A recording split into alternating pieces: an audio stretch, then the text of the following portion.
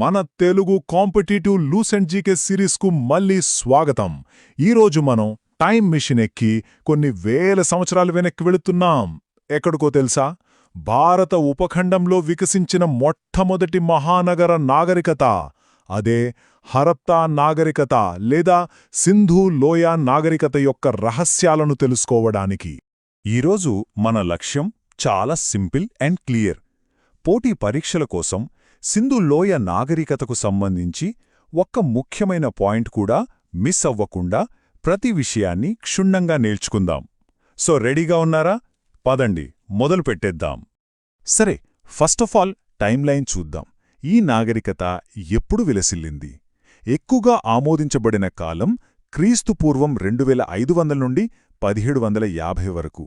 ఇది ఎవరో ఊహించి చెప్పింది కాదు. కార్బన్ 14 డేటింగ్ అనే సైంటిఫిక్ పద్ధతి ద్వారా నిర్ధారించారు. సో ఈ డేట్స్ అనేవి ఎగ్జామ్స్కి చాలా ముఖ్యం, గుర్తుంచుకోండి.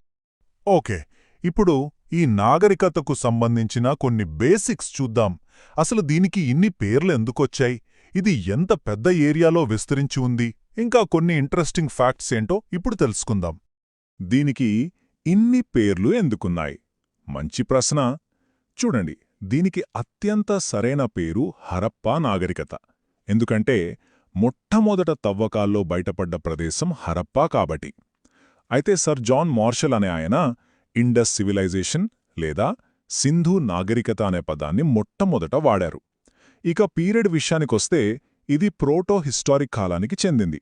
అంటే లిపి ఉంది, కాని దాన్ని మనం ఇంకా చదవలేకపోతున్నామన్నమాట. దీన్నే మనం చాల్కోలిథిక్ లేదా బ్రాంజ్ ఏజ్ అంటే కంచు యుగం అని కూడా పిలుస్తాం. ఎందుకంటే వీళ్ళెక్కువగా కంచునే ఉపయోగించారు. ఈ నాగరికత ఎంత పెద్దదో ఒక్కసారి ఊహించుకోండి.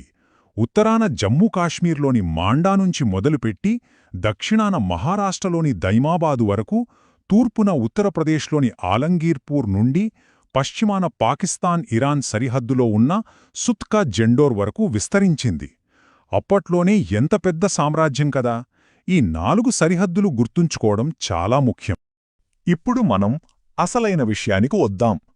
ఈ నాగరికతకు గుండెకాయలాంటి కొన్ని ముఖ్యమైన నగరాలను చూద్దాం. ఏ నగరాలను ఎవరు కనుగొన్నారు, అక్కడ మనకు దొరికిన అద్భుతమైన వస్తువులేంటి అనే విషయాలు తెలుసుకుందాం. ఈ టేబుల్ చాలా ఇంపార్టెంట్. 1921లో దయారాం సాహ్ని గారు పాకిస్తాన్లోని రావి నది ఒడ్డున హరప్పాను కనుగొన్నారు. సరిగ్గా ఒక సంవత్సరం తర్వాత 1922లో ఆర్డి బెనర్జీ గారు సింధు నది ఒడ్డున మొహెంజోదారోను బయటపెట్టారు. ఈ ప్రదేశం అది ఏ నది ఒడ్డున ఉంది, ఎవరు తవ్వకాలు జరిపారు, ఈ 3 పాయింట్స్ ఎగ్జామ్స్లో పదే అడుగుతారు. ఇప్పుడు మన భారతదేశంలోని కొన్ని కీలకమైన ప్రదేశాలను చూద్దాం. గుజరాత్లోని లోథల్, రాజస్థాన్లోని కాళీబంగన్, మళ్లీ గుజరాత్లోని ధోలవీరా, ఇవన్నీ చాలా ముఖ్యమైనవి. ముఖ్యంగా లోథల్ గురించి చెప్పుకోవాలి. అది వాళ్లకొక ప్రధాన ఓడరేవు పట్టణం. దాని గురించి ఇంకాస్త వివరంగా చూద్దాం. మొహెంజోదారో, దీనికి మృతుల దిబ్బ అని అర్థం. పేరు కొంచెం భయంగా ఉన్నా ఇక్కడ దొరికిన వస్తువులు మాత్రం అద్భుతం. ఫేమస్ గ్రేట్ బాత్ లేదా మహాస్నానవాటిక ఇక్కడే ఉంది. దానితో పాటు అతిపెద్ద ధాన్యాగారం అంటే గ్రేట్ గ్రానరీ, పశుపతి దేవుడి ముద్ర, ఇంకా ప్రపంచ ప్రసిద్ధిగాంచిన కంచు నాట్యగత్తె విగ్రహం అన్నీ ఇక్కడి ప్రత్యేకతలు. ఇక లోథల్ విషయానికి వస్తే ఇది వాళ్ల బిజినెస్ హబ్ అన్నమాట. ఇక్కడ దొరికిన అతిపెద్ద డాక్యార్డ్ అంటే ఓడలు నిలిపే రేవు వాళ్ల సముద్ర వ్యాపారానికి తిరుగులేని సాక్ష్యం. అంతేకాదు, ఇక్కడ వరి పొట్టు దొరికింది, పర్షియన్ ముద్రలు దొరికాయి, ఇంకా జంటగా ఖననం చేసిన ఆనవాళ్లు కూడా దొరికాయి. హరప్పా నగరాల్లో నన్ను సబ్సేకు ఆశ్చర్యపరిచే విషయం వాళ్ల టౌన్ ప్లానింగ్. వాళ్ళు నిజంగా ఇంజనీరింగ్ జీనియస్లు. రోడ్లన్నీ ఒకదానికొకటి 90 డిగ్రీల కోణంలో కలుసుకునే గ్రిడ్ సిస్టమ్ వాడారు. కట్టడాల కోసం కాల్చిన ఇటుకలు ఉపయోగించారు. అన్నింటికన్నా గొప్ప విషయం, ప్రపంచంలోనే బహుశా మొట్టమొదటిసారిగా అండర్ గ్రౌండ్ డ్రైనేజ్ సిస్టమ్ని నిర్మించారు. చాలా నగరాల్లో ఒక ఎత్తైన కోట ఉండేది, కానీ చన్ హుదారోలో మాత్రం కోట లేదు. ఇదొక ముఖ్యమైన మినహాయింపు. సరే, ఇంత గొప్ప నగరాలను వాళ్లు ఎలా నడిపారు? వాళ్ల ఆర్థిక వ్యవస్థ ఎలా ఉండేది? ఏం పండించేవాళ్లు, ఏం కొనేవాళ్లు, ఏం అమ్మేవాళ్లు, వాళ్ల ట్రేడ్ నెట్వర్క్ ఎంత పెద్దది? ఇప్పుడు చూద్దాం. వాళ్ల ప్రధాన పంటలు గోధుమ, బార్లీ. లోథల్, రంగపూర్ లాంటి చోట్ల వరి పండించిన ఆధారాలు కూడా దొరికాయి. అయితే ఇక్కడొక హిస్టోరిక్ పాయింట్ ఉంది. ప్రపంచంలోనే మొట్టమొదట పత్తిని పండించిన ఘనత హరప్పా ప్రజలదే. ఇది నిజంగా గ్రేట్ కదా. వాళ్లు గొర్రెలు, మేకలు, ఎద్దులు లాంటి జంతువులను పెంచుకున్నారు. కాని ఒక్క విషయం గుర్తుపెట్టుకోండి, ఇది ఎగ్జామ్స్లో అడిగే ట్రిక్కీ క్వశ్చన్. వాళ్లకు సింహం గురించి తెలియదు. వాళ్ల ట్రేడ్ నెట్వర్క్ ఎంత పెద్దదో చూడండి. బంగారం కోసం మన కర్ణాటకలోని కోలార్ వరకు, ఇంకా ఆఫ్ఘనిస్తాన్ వరకు వెళ్లారు. రాగి కోసం రాజస్థాన్లోని ఖేత్రి గనుల మీద ఆధారపడ్డారు. తగరం కోసం ఆఫ్ఘనిస్తాన్, బీహార్ వరకు వెళ్లారు. దీన్ని బట్టి వాళ్ల వాణిజ్య సంబంధాలు ఎంత విస్తృతంగా ఉన్నాయో అర్థం చేసుకోవచ్చు.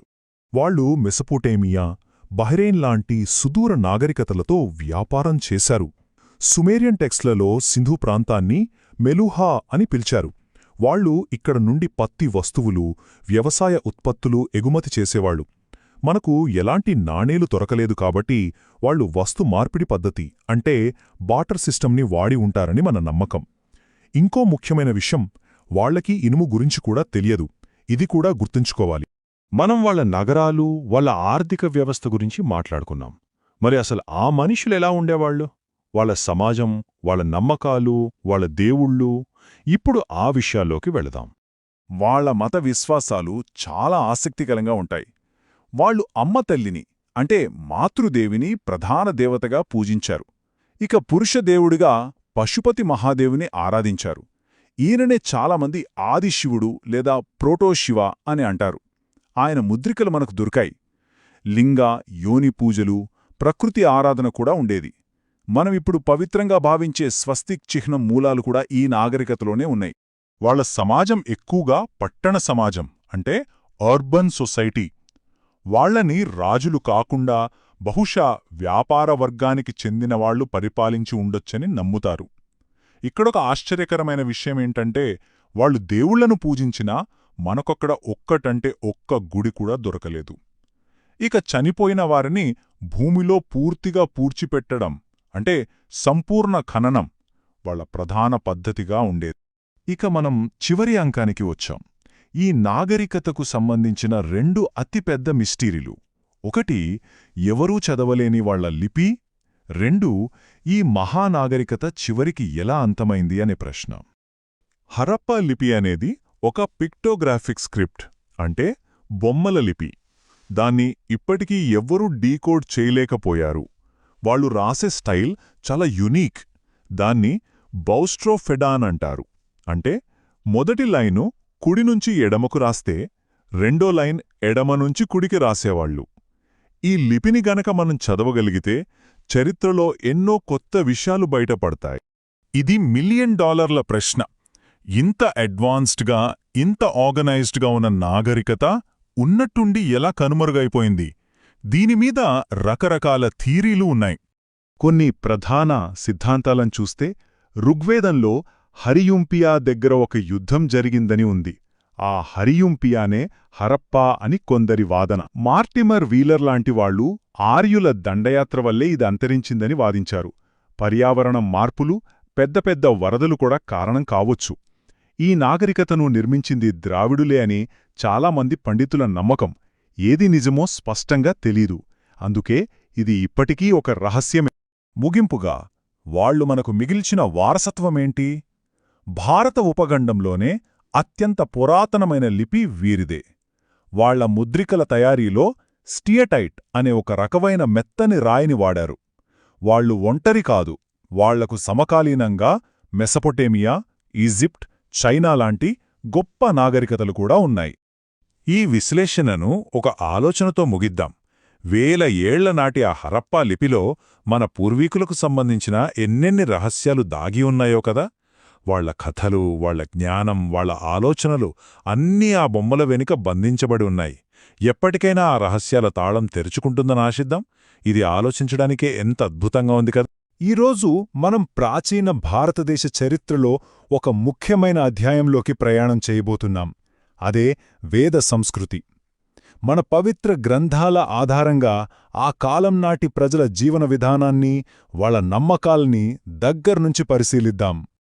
సరే, ముందుగా ఒక పెద్ద ప్రశ్నతో మొదలుపెడదాం. చరిత్రకారులను ఇప్పటికీ ఆలోచింపజేస్తున్న ప్రశ్న ఇది. అసలీ ఆర్యులు ఎవరు? ఎక్కడ నుండి వచ్చారు?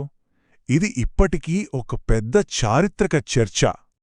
ఆర్యుల మూలాల గురించి మనకు రెండు ప్రధాన సిద్ధాంతాలు కనిపిస్తాయి. ఒకటి సెంట్రల్ ఏషియన్ థియరీ, అంటే మ్యాక్స్ ముల్లర్ లాంటి చాలామంది స్కాలర్స్ ప్రకారం ఆర్యులు మధ్య ఆసియా నుండి మన దేశానికి వలస వచ్చారని అంటారు. దీనికి టర్కీలోని భోగాజికాయ్ అనే శాసనం ఒక ముఖ్యమైన ఆధారం. అందులో ఇంద్ర, వరుణ లాంటి వేద దేవతల పేర్లు ఉన్నాయి. ఇక రెండవది నేటివ్ థియరీ. దీని ప్రకారం ఆర్యులు ఎక్కడినుంచో రాలేదు, వాళ్ళు ఈ భారత భూమికి చెందిన స్థానికులే అని కొంతమంది పండితులు వాదిస్తారు. సో ఈ విశ్లేషణలో మనం ఏం చూడబోతున్నామంటే, ముందుగా ఆర్యుల మూలాల మిస్టరీ గురించి మాట్లాడుకుందాం. ఆ తర్వాత వాళ్ల పవిత్ర గ్రంథాల గురించి, వాళ్ళు నివసించిన ప్రాంతాలు, వాళ్ల పరిపాలన, సమాజం ఎలా ఉండేది, వాళ్ళు ఏ దేవుళ్లను పూజించారు, వాళ్ల ఆర్థిక వ్యవస్థ ఏంటి, ఇలా అన్ని విషయాలను వివరంగా చర్చిద్దాం. అయితే ఒక సంస్కృతిని పూర్తిగా అర్థం చేసుకోవాలంటే ముందు వాళ్ల సాహిత్యం గురించి తెలుసుకోవాలి కదా. అందుకే మనం ముందుగా వేద గ్రంథాల గురించి తెలుసుకుందాం. ఎందుకంటే వేద విజ్ఞానానికి పునాది ఇవే. వేద సాహిత్యంలో ముఖ్యమైన పదం శృతి. శృతి అంటే వినడం. అప్పట్లో ఈ జ్ఞానాన్ని రాయలేదు. కేవలం గురువు చెప్పగా శిష్యుడు విని, గుర్తుపెట్టుకుని తరువాతి తరాలకు అందించేవాడు. అందుకే దీన్ని అపౌరుషేయ అని కూడా అంటారు. అంటే ఇది మనుష్యులు సృష్టించింది కాదు, సాక్షాత్తూ దైవం ప్రసాదించింది అని వాళ్ళు బలంగా నమ్మేవారన్నమాట. ఈ సాహిత్యంలో ప్రధానంగా 4 విభాగాలున్నాయి.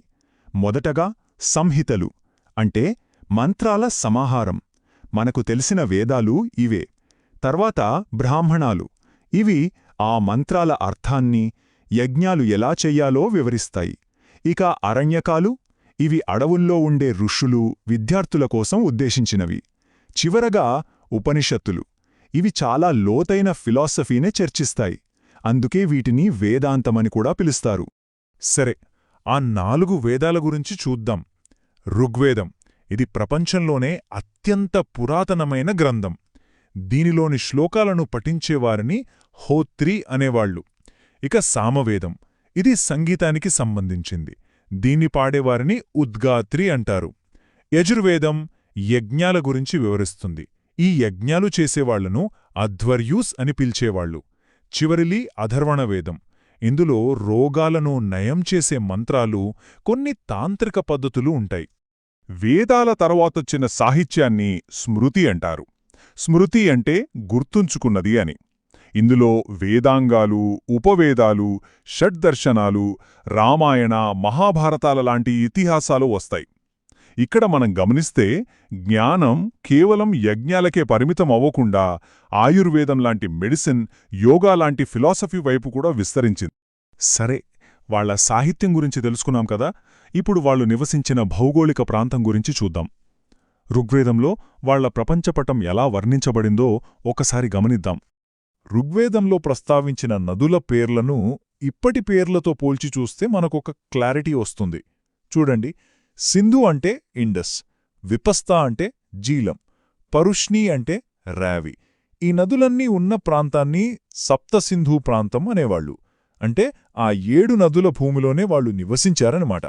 ఋగ్వేదంలో ప్రస్తావించిన ఒక ముఖ్యమైన రాజకీయ సంఘటన దశరాజ యుద్ధం, అంటే 10 మంది రాజుల యుద్ధం. ఇది పరుష్ణి నది, అంటే ఇప్పటి రావి నది ఒడ్డున ఆర్యుల తెగల మధ్య జరిగిన ఒక పెద్ద అంతర్యుద్ధం. ఓకే, వాళ్ల భౌగోళిక ప్రాంతం చూశాం. మరి వాళ్ల సమాజం, వాళ్ల పరిపాలన ఎలా ఉండేవి, వాళ్ల జీవన విధానం ఎలా సాగింది? ఇప్పుడు ఆ విషయాలు చూద్దాం. వాళ్ల రాజకీయ వ్యవస్థ చాలా సింపుల్గా కింద స్థాయి నుండి పై స్థాయికి ఉండేది. బేసిక్ యూనిట్ కుల, అంటే కుటుంబం. దానికి హెడ్ కులప.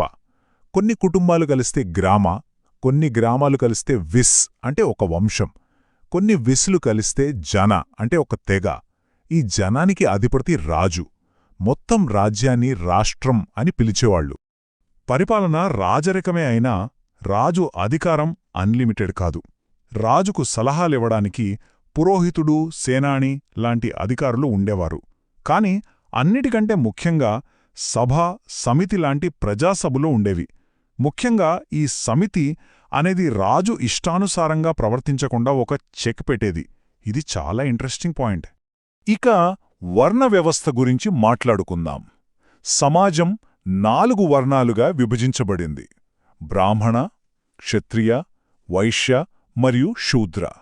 అయితే ఇక్కడ మనం చాలా ముఖ్యమైన విషయం గుర్తుపెట్టుకోవాలి. ఋగ్వేద కాలంలో ఈ విభజన కేవలం వాళ్లు చేసే పని అంటే వృత్తిని బట్టి ఉండేది. పుట్టుకను బట్టి కాదు. ఇది చాలా ఫ్లెక్సిబుల్ సిస్టమ్. దీనికి ఋగ్వేదంలోనే ఒక అద్భుతమైన ఉదాహరణ ఉంది. ఒక శ్లోకంలో ఒక వ్యక్తి ఇలా అంటాడు: నేనొక గాయకుడిని, మా నాన్న ఒక వైద్యుడు, మా అమ్మ పిండి విసురుతుంది. చూశారా, ఒకే కుటుంబంలో వేర్వేరు పనులు చేసేవాళ్లుండేవారు. దీన్ని బట్టి వర్ణ వ్యవస్థ వృత్తి ఆధారంగా ఉండేదని, పుట్టుకతో రాలేదని స్పష్టంగా అర్థమవుతుంది. ఓకే, సోషల్ స్ట్రక్చర్ చూశాం. ఇప్పుడు వాళ్ల నమ్మకాలు, ఆచారాలు ఎలా ఉండేవో చూద్దాం. అసలు వేదకాలం నాటి ప్రజలు దేవుణ్ణి ఎలా చూశారు? వాళ్లు ప్రధానంగా ప్రకృతి శక్తులనే దేవతలుగా పూజించారు. వాళ్ల 33 మంది దేవతలను 3 కేటగిరీలుగా విభజించారు. భూమిమీద ఉండే పృథ్వీస్థాన దేవతలు, ఆకాశంలో ఉండే అంతరిక్షస్థాన దేవతలు, ఇంకా స్వర్గంలో ఉండే ద్యుత్స్థాన దేవతలు. వాళ్ల దేవతల్లో అందరికంటే ముఖ్యమైనవాడు ఇంద్రుడు. యుద్ధాలకు, వర్షానికి అధిపతి. అతని ప్రాముఖ్యత ఎంతలా ఉందంటే ఋగ్వేదంలో ఏకంగా 250 శ్లోకాలు ఒక్క ఇంద్రుడు గురించే ఉన్నాయి. ఇంద్రుడి తర్వాత అంతటి ముఖ్యమైన దేవుడు అగ్ని. అగ్నికి దాదాపు 200 శ్లోకాలు అంకితం చేశారు. అగ్నిని ఒక మెసెంజర్లాగా భావించేవాళ్లు. అంటే మనుషులు యజ్ఞంలో సమర్పించిన వాటిని దేవతలకు చేర్చేది అగ్నే అని వాళ్ల నమ్మకం. మరి పూజలు ఎలా చేసేవారు? వాళ్ల ప్రధాన ఆరాధనా పద్ధతి యజ్ఞం. యజ్ఞాల్లో పాలు, ధాన్యం, కొన్నిసార్లు మాంసం లాంటివి దేవుళ్లకి నైవేద్యంగా సమర్పించేవాళ్లు. ఈ ఆచారాలు వాళ్ల జీవితంలో చాలా ముఖ్యమైనవి. సరే, ఇక చివరి విభాగానికి వచ్చేశాం. వేదకాలం నాటి ప్రజల ఆర్థిక వ్యవస్థ ఎలా ఉండేది? వాళ్ల రోజువారీ జీవితం ఎలా గడిచేది? వాళ్ల ఎకానమీ ముఖ్యంగా పశుపోషణ, వ్యవసాయం మీద ఆధారపడి ఉండేది. వాళ్లకు అసలైన సంపద పశువులే. అందుకే ఆవును అఘన్య అనేవాళ్లు, అంటే చంపకూడనిది అని అర్థం. పెద్దగా వ్యాపారం ఉండేది కాదు, నాణేళ్లు లేవు. ఆవులు, బంగారు ఆభరణాలే వస్తుమార్పిడికి ఉపయోగపడేవి. వడ్రంగులు, కమ్మరులు, కుమ్మరుల్లాంటి చేతివృత్తుల వాళ్లు కూడా సమాజంలో ముఖ్యమైన పాత్ర పోషించారు. ముగింపుగా ఒక్కసారి ఆలోచిద్దాం. పశువులే ప్రాణంగా, చిన్న తెగలుగా బతికిన ఈ సమాజం తరువాతి కాలంలో భారతదేశంలో ఏర్పడిన గొప్ప సామ్రాజ్యాలకు, లోతైన తాత్విక చింతనకు పునాది ఎలా వేయగలిగింది? ఇది నిజంగా ఆలోచించాల్సిన ప్రశ్న. ప్రాచీన భారతదేశ చరిత్రలో ఒక అద్భుతమైన కాలముంది. కేవలం 400 ఏళ్లలో ఒక సమాజం, వాళ్ల జీవన విధానం, నమ్మకాలు, రాజ్యాలు అన్నీ సమూలంగా మారిపోయాయి. అదే మలివేద కాలం. ఈరోజు మనం ఆ గొప్ప పరివర్తన కథేంటో తెలుసుకుందాం. ఒక్కసారి ఆలోచించండి. ఒక సమాజం కొన్ని శతాబ్దాల్లోనే తన భౌగోళిక స్వరూపాన్ని, రాజకీయాలను, నమ్మకాలను పూర్తిగా ఎలా మార్చేసుకోగలదు? వాళ్లు నివసించే ప్రాంతం దగ్గర్నుంచి వాళ్లను పాలించే రాజుల వరకు, వాళ్లు పూజించే దేవుళ్ల వరకు అన్నీ ఎలా మారిపోయాయి? ఈ ప్రశ్నతోనే మన ఈరోజు ప్రయాణం మొదలవుతుంది. ఎందుకంటే మలివేద కాలంలో జరిగింది కేవలం మార్పు కాదు, ఒక సంపూర్ణ పరివర్తన. సరే, ఈ పరివర్తన కథను మనం స్టెప్ బై స్టెప్ అర్థం చేసుకుందాం. ముందుగా వాళ్లు ఎలా విస్తరించారో చూసి, ఆ తర్వాత కొత్త రాజ్యాలు, సంక్లిష్టమైన సమాజం, మారుతున్న నమ్మకాలు, ఆర్థిక వ్యవస్థ, చివరిగా వాళ్లు మనకు అందించిన వారసత్వం గురించి మాట్లాడుకుందాం. అంతా మొదలైంది ఒక పెద్ద మార్పుతో. ప్రజలు తమ పాత నివాసాలను వదిలి కొత్త ప్రాంతాలకు వెళ్లడం. అదే ఈ మారుతున్న భూభాగం. చూడండి, ఈ కాలంలో ఆర్య సంస్కృతి కేంద్రం సరస్వతీ నదీ తీరం నుంచి గంగా నది వైపుకు షిఫ్ట్ అయింది. ఈ కొత్త కేంద్రాన్ని వాళ్ళు మధ్యదేశ లేదా మధ్యభూమి అని పిలుచుకున్నారు. నెమ్మదిగా ఈ విస్తరణ ఉత్తర భారతదేశమంతటా వ్యాపించింది. ఆ మొత్తం ప్రాంతానికి ఆర్యవర్త అనే పేరు వచ్చింది. ఈ విస్తరణకు సంబంధించి శతపథ బ్రాహ్మణంలో ఒక చాలా ఆసక్తికరమైన కథ ఉంది. ఇందులో విదేహమాధవుడు అనే రాజు అగ్నిదేవుడిని ఫాలో అవుతూ తూర్పు వైపుకు వెళ్తాడు. దారిలో ఉన్న అడవులను కాల్చుకుంటూ భూమిని సాగుకు అనువుగా మారుస్తాడు. ఇది కేవలం ఒక కథలా అనిపించినా ఒక చారిత్రక వలసకు ఇదొక పవర్ఫుల్ సింబల్ అన్నమాట. ఈ కొత్తగా ఏర్పడిన ప్రాంతాలనే జనపదాలు అన్నారు. అంటే జన అంటే ప్రజలు, పద అంటే పాదం. సింపుల్గా చెప్పాలంటే ప్రజలు అడుగుపెట్టిన నేలన్నమాట. కురు, పాంచాల లాంటి ఈ రాజ్యాల రాకతో ఒక ముఖ్యమైన మార్పొచ్చింది. ఇకపై ప్రజల గుర్తింపు వాళ్ల తెగతో కాదు, వాళ్లు నివసించే భూభాగంతో ముడిపడి ఉంది. సరే, కొత్త రాజ్యాలు ఏర్పడ్డాయి. మరి వాటిని ఎలా పాలించారు? ఇది మనల్ని రాజకీయ నిర్మాణాల ఆవిర్భావానికి తీసుకువస్తుంది. రాజ్యాలు పెద్దవయ్యే కొద్దీ రాజు అధికారం కూడా అమాంతం పెరిగిపోయింది. దీనికి కారణం దైవిక రాచరిక సిద్ధాంతం లేదా డివైన్ థియరీ ఆఫ్ కింగ్షిప్. అంటే ఏంటి? రాజు ఇకపై మామూలు మనిషి కాదు, దేవుడి ప్రతినిధి. ఆయన్ని ప్రశ్నిస్తే దేవుడిని ప్రశ్నించినట్టే. ఈ ఒక్క ఐడియా రాజుకు అపరిమితమైన శక్తినిచ్చింది. రాజు పవర్ పెరిగింది కదా, మరి అడ్మినిస్ట్రేషన్ కూడా కాంప్లెక్స్గా మారాలి కదా. ఒకప్పుడు పురోహితుడు ఒక్కడే ముఖ్య అధికారి. కాని ఇప్పుడు ఈ లిస్ట్ చూడండి. పన్నులు వసూలు చేసే భాగదూత, రాజు రథసారథి సూత, ఇలా చాలా మంది కొత్త ఆఫీసర్స్ వచ్చారు. రాజ్యం ఒక పెద్ద మెషినరీలా తయారైంది. అయితే ఇక్కడ ఒక విషయం గమనించాలి. రాజు అధికారం పెరుగుతున్న కొద్దీ ప్రజల అధికారం తగ్గింది. ఒకప్పుడు చాలా ముఖ్యమైన విధాత అనే గిరిజన సభ అయితే పూర్తిగా కనుమరుగైపోయింది. సభ, సమితి ఉన్నప్పటికీ వాటికి పాత పవర్ లేదు. అధికారం మొత్తం రాజు చేతుల్లోకి వెళ్ళిపోతోందనడానికి ఇది ఒక క్లియర్ సైన్. ఈ రాజకీయ మార్పుల ప్రభావం నేరుగా సమాజంపై పడింది. ఇది మనల్ని ఒక నిర్మాణాత్మక సమాజం వైపుకు నడిపిస్తుంది. అంటే ప్రతి ఒక్కరికి ఒక ఫిక్స్డ్ ప్లేస్ ఇచ్చారన్నమాట. ఈ కొత్త సమాజానికి పునాది 4 వర్ణాల వ్యవస్థ. పైన బ్రాహ్మణులు అంటే పండితులు, పూజారులు. నెక్స్ట్ క్షత్రియులు అంటే పాలకులు, యోధులు. ఆ తర్వాత వైశ్యులు అంటే వ్యాపారులు, రైతులు. చివరిగా శూద్రులు అంటే సేవకులు. ఇది కేవలం పని విభజన కాదు, ఒక సామాజిక హైరార్కీ. సమాజానికే కాదు, ఒక వ్యక్తి జీవితానికి కూడా ఒక ప్లాన్ గీశారు. అవే ఈ 4 ఆశ్రమాలు. స్టూడెంట్గా బ్రహ్మచర్యం, కుటుంబ పెద్దగా గృహస్థ, తర్వాత వానప్రస్థ, చివరిగా సన్యాసం. ఈ స్టేజెస్ అన్నింటిలోనూ ధర్మ, అర్థ, కామ, మోక్ష అనే 4 లక్ష్యాలను సాధించాలని చెప్పేవారు. కాని ఈ నిర్మాణాత్మక సమాజంలో ఒక వర్గం తమ స్వేచ్ఛను కోల్పోయింది. వాళ్లే స్త్రీలు. వాళ్ల హోదా చాలా వరకు తగ్గిపోయింది. కొన్ని గ్రంథాలైతే కూతుర్ని దుఃఖానికి కారణం అని వర్ణించాయి. మరికొన్ని స్త్రీని జూదం, మద్యంతో పాటు ఒక చెడుగా చెప్పాయి. వాళ్లకు రాజకీయ సభల్లోకి ఎంట్రీ లేదు. అయితే యాజ్ఞవల్క్యుడితో వాదించిన గార్గీ లాంటి విద్యావంతులు ఉన్నప్పటికీ అవి చాలా అరుదైన మినహాయింపులు మాత్రమే. ఇక పెళ్లి విషయానికొస్తే దీన్ని కూడా ఒక సిస్టంలో పెట్టారు. మొత్తం 8 రకాల పెళ్లిళ్లున్నాయి.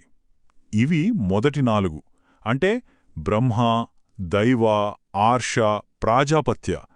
వీటిని సమాజం ఆమోదించిన పద్ధతులుగా చూసేవారు. ఇక మిగిలిన ఈ 4 రకాల వివాహాలను సమాజం అంతగా ఆమోదించలేదు. ప్రేమ వివాహం, అమ్మాయిని కొనుక్కోవడం, కిడ్నాప్ చేసి పెళ్లి చేసుకోవడం, ఇలాంటివి నియమాలకు విరుద్ధంగా భావించేవారు. ఈ సామాజిక మార్పులతో పాటు ప్రజల దేవుళ్ళు, వాళ్ల పూజా పద్ధతులు కూడా మారిపోయాయి. ఇప్పుడు మనం వాళ్ల ఆచారాలు, నమ్మకాల ప్రపంచంలోకి వెళ్దాం. దేవుళ్ల విషయంలో ఒక పెద్ద మార్పొచ్చింది. ఒకప్పుడు చాలా ముఖ్యమైన ఇంద్రుడు, అగ్నిలాంటి దేవుళ్ల ప్రాముఖ్యత తగ్గిపోయింది. వాళ్ల స్థానంలో సృష్టికర్తగా ప్రజాపతి, సంరక్షకుడిగా విష్ణువు, లయకారుడిగా రుద్రుడు లేదా శివుడు వీళ్లు ప్రాముఖ్యంలోకి వచ్చారు. మనకు తెలిసిన త్రిమూర్తుల కాన్సెప్ట్కు బీజాలు ఇక్కడే పడ్డాయని చెప్పొచ్చు.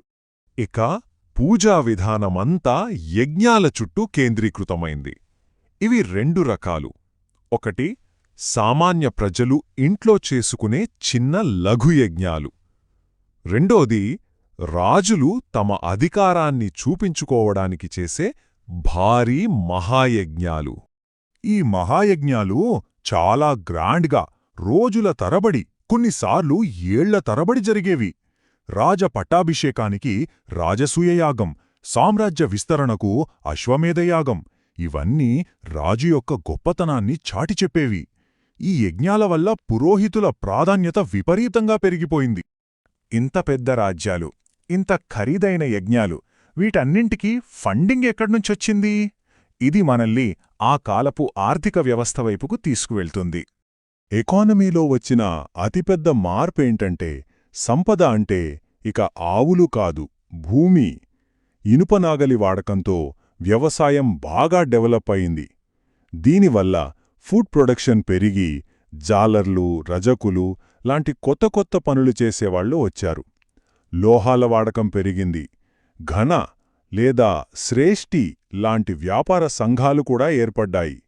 సమాజం ఒక సెటిల్డ్ అగ్రికల్చరల్ ఎకానమీగా మారిపోయింది. ఇన్ని మార్పులు చూశాం కదా, మరి ఈ 400 సంవత్సరాల మార్పు మనకు ఎలాంటి వారసత్వాన్నిచ్చింది? దాని శాశ్వత ప్రభావం ఏంటి? చూడండి, మతం చాలా క్లిష్టమైన ఆచారాలుగా, పురోహితుల ఆధిపత్యంగా మారిపోయింది. ఇలాంటప్పుడు ప్రజలు ఏం చేసుంటారు? దీన్ని అన్యకరించారా, లేక కొత్త సమాధానాల కోసం వెతికారా? ఈ ప్రశ్నే మలివేద కాలానికి ఒక రకంగా ముగింపు. అలాగే ఉపనిషత్తుల రూపంలో, బౌద్ధ, జైన మతాల రూపంలో రాబోయే ఒక కొత్త తాత్విక విప్లవానికి నాంది. ఒకానొకప్పుడు మన భారతదేశం చిన్న చిన్న తెగలు, చిన్న చిన్న గ్రూప్స్గా ఉండేది. కాని క్రీస్తుపూర్వం 6వ శతాబ్దంలో సీన్ మొత్తం మారిపోయింది.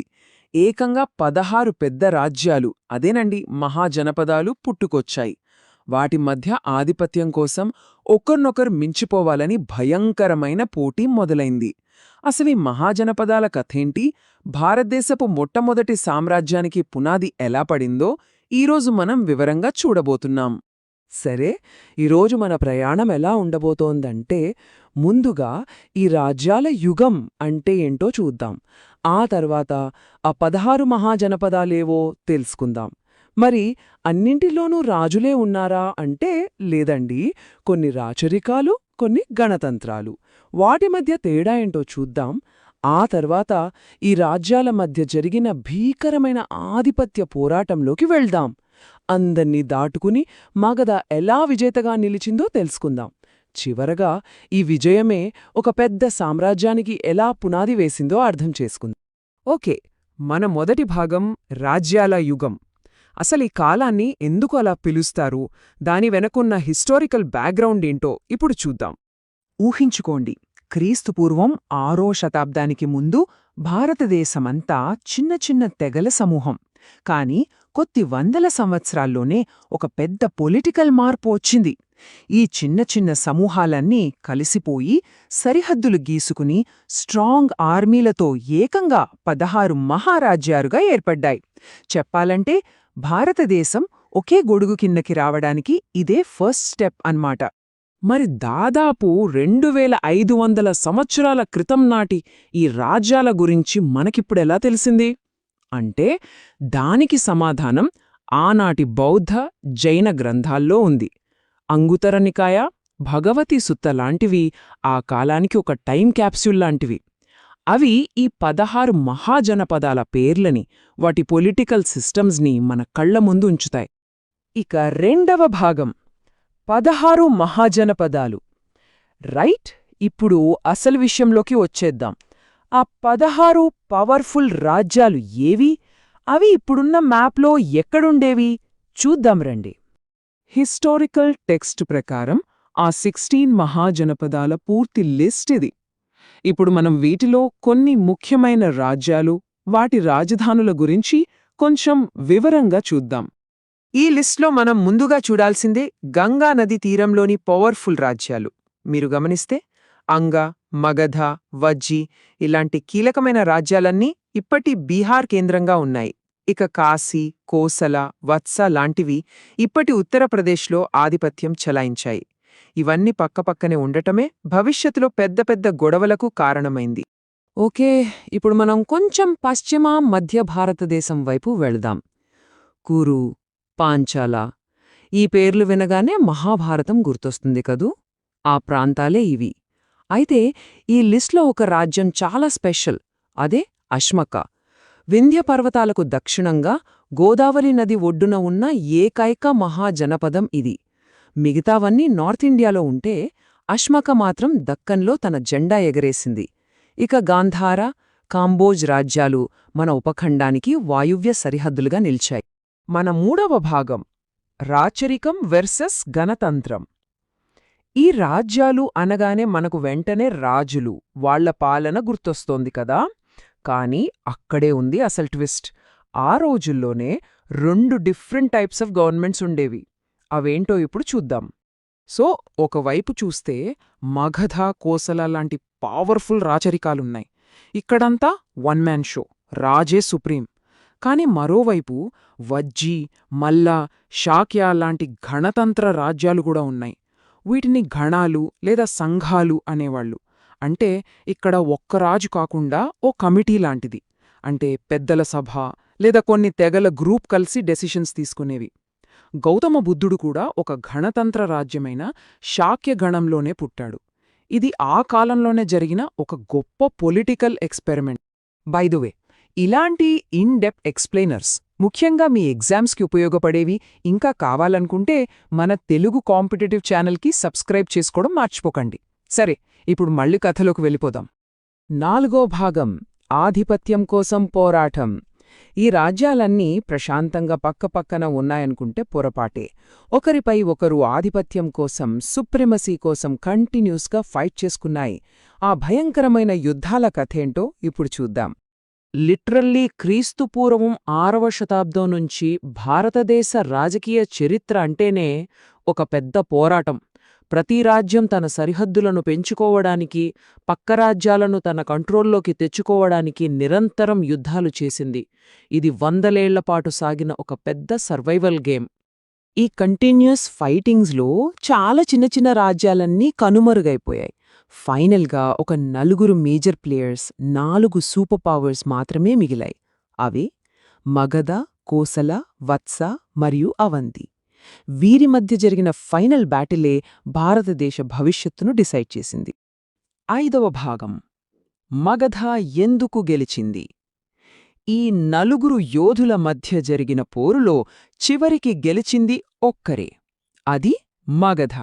అసలు మిగతా 3 పవర్ఫుల్ కింగ్డమ్స్ను కాదని మగధ ఎలా గెలవగలిగింది? దాని సక్సెస్ సీక్రెట్స్ ఏంటో ఇప్పుడు తెలుసుకుందాం.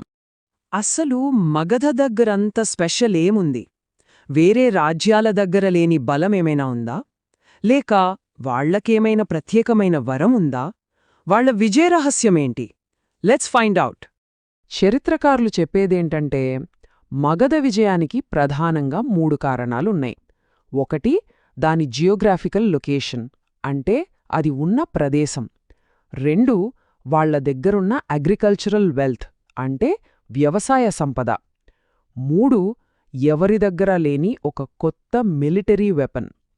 ఈ 3 కలిసి మగధను అన్బీటబుల్గా ఎలా మార్చాయో చూద్దాం. మొదటి కారణం ఇనుము, ఐరన్. మగధ రాజధాని రాజగృహ దగ్గర విపరీతమైన ఇనుప ఖనిజం దొరికేది. ఈ ఐరన్తో వాళ్లు శత్రువుల కన్నా చాలా షార్ప్ వెపన్స్ తయారు చేశారు. అంతేకాదు, గట్టి ఇనుప నాగళ్లతో గంగా మైదానంలోని దట్టమైన అడవులను ఈజీగా క్లియర్ చేసి వ్యవసాయ భూములుగా మార్చారు. అంటే వెపన్ పవర్, అగ్రికల్చర్ పవర్ రెండింటికీ ఐరనే బేస్. రెండవది ఫుడ్. మగధ ఉన్నది దేశంలోనే అత్యంత సారవంతమైన గంగా మైదానంలో. అక్కడ పండిన పంటలు వాళ్ల జనాభాకు సరిపోగా ఇంకా బోలెడంత మిగిలిపోయేది. ఈ ఫుడ్ సర్ప్లస్, ఈ మిగులు ధాన్యమే వాళ్ల అతిపెద్ద ఆయుధం. ఎందుకంటే ఆ ధాన్యంతో వాళ్ళు వేల మందితో ఒక పర్మనెంట్ ఆర్మీని మెయింటైన్ చేయగలిగారు. సైనికుడు కడుపు నిండితేనే కదా యుద్ధంలో గెలిచేది. ఇక మూడవది, ఇది అస్సలైన గేమ్ చేంజర్, అదే వాళ్ల సీక్రెట్ వెపన్, యుద్ధ ఏనుగులు, ఎలిఫాంట్స్. ఆ రోజుల్లో యుద్ధాలంటే రథాలు, గుర్రాలు, సైనికులతో జరిగేవి. కాని మగధ ఒక కొత్త అస్త్రాన్ని వాడింది. శత్రు సైన్యం మీదుకు 100 ఏనుగులు దూసుకొస్తుంటే ఎలా ఉంటుంది? అవి కోట తలుపులను బద్దలు కొట్టగలవు, సైనికులను తొక్కేయగలవు. సింపుల్గా చెప్పాలంటే ఆ కాలానికి ఏనుగులు ఒక వార్ ట్యాంక్ లాంటివి. ఈ ఒక్క ఇన్నోవేషన్ యుద్ధాల గతిని మార్చేసింది. మన చివరి భాగం ఒక సామ్రాజ్యానికి పునాది. మగధ గెలుపు అనేది కేవలం ఒక యుద్ధంలో గెలుపు కాదు, అది భారతదేశ చరిత్రనే మలుపు తిప్పిన ఒక హిస్టారిక్ ఈవెంట్. దాని ఎఫెక్ట్ ఏంటో ఇప్పుడు చూద్దాం. సో ఫైనల్గా మనం అర్థం చేసుకోవాల్సింది ఏంటంటే, సరైన రీసోర్సెస్, కరెక్ట్ స్ట్రాటజీ, కొత్త ఆలోచనలు, ఈ మూడు కలిస్తే ఒక చిన్న రాజ్యం కూడా ఒక మహాసామ్రాజ్యంగా ఎలా ఎదుగుతుందా మగధ నిరూపించింది. ఇది చిన్న చిన్న రాజ్యాల యుగానికి ముగింపు పలికి భారతదేశంలో పెద్ద పెద్ద సామ్రాజ్యాల శకానికి నాంది పలికింది. ఈ కథను ఒక ప్రశ్నతో ముగిద్దాం. భౌగోళిక పరిస్థితులు, వనరులు మరియు సైనిక వ్యూహం, ఈ మూడు అంశాలు ఒక దేశ భవిష్యత్తును 1000 ఏళ్ల తర్వాత కూడా ఎలా ప్రభావితం చేయగలవు? మగధ కథ నుండి మనం ఇప్పటికీ నేర్చుకోవలసిన పాఠాలు ఏమైనా ఉన్నాయంటారా? దీనిపై ఆలోచించండి. మరో ఆసక్తికరమైన విశ్లేషణతో మళ్ళీ కలుద్దాం. భారతదేశపు మొట్టమొదటి గొప్ప సామ్రాజ్యం అంటే అ గ్రేట్ ఎంపైర్, అసలు దానికి పునాదులు ఎలా పడ్డాయో తెలుసుకోవాలనుందా? ఈరోజు మనం దాని గురించే మాట్లాడుకోబోతున్నాం. ఇది మగధ కథ. అంటే లోపలెన్నో రాజకీయ డ్రామాలు, బయటినుంచి దండయాత్రలు, వీటన్నింటి మధ్య ఒక సూపర్ పవర్గా ఎలా నిలబడింది? పదండి ఇక విషయంలోకి వెళ్ళిపోదాం. ఈ విశ్లేషణలో మనం ఛేదించబోయే ముఖ్యమైన ప్రశ్న ఇదే: ఒక చిన్న రాజ్యం నుంచి ఒక మైడీ ఎంపైర్గా మగధ ఎలా మారింది? ఈ ప్రయాణం వెనుక ఉన్న రాజవంశాలు ఏవి? వాళ్ల విజయం వెనుక ఉన్న వ్యూహాలు ఏంటి? అన్నింటినీ తెలుసుకుందాం. ఓకే, ముందుగా ఈ మొత్తం కథకి ఒక రోడ్ మ్యాప్ చూద్దాం. ఈ టైం లైన్ మనకొక బర్డ్స్ ఐ వ్యూ ఇస్తుందన్నమాట. క్రీస్తు పూర్వం 544లో హర్యంక వంశంతో మొదలుపెట్టి శిశునాగా, నందవంశాల మీదుగా చివరకు అలెగ్జాండర్ దండయాత్ర వరకు, అంటే దాదాపు 200 ఏళ్లకు పైలా సాగిన ఒక ఎపిక్ సాగా ఇది. సరే, మన ప్రయాణం ఎక్కడ మొదలవుతుంది? ఇట్ బిగిన్స్ విత్ మగధ యొక్క మొట్టమొదటి ప్రధాన రాజవంశం హర్యంక వంశం. వీళ్లే మగధను మొదటిసారిగా భారతదేశ రాజకీయ పటంలో ఒక సీరియస్ ప్లేయర్గా నిలబెట్టారు.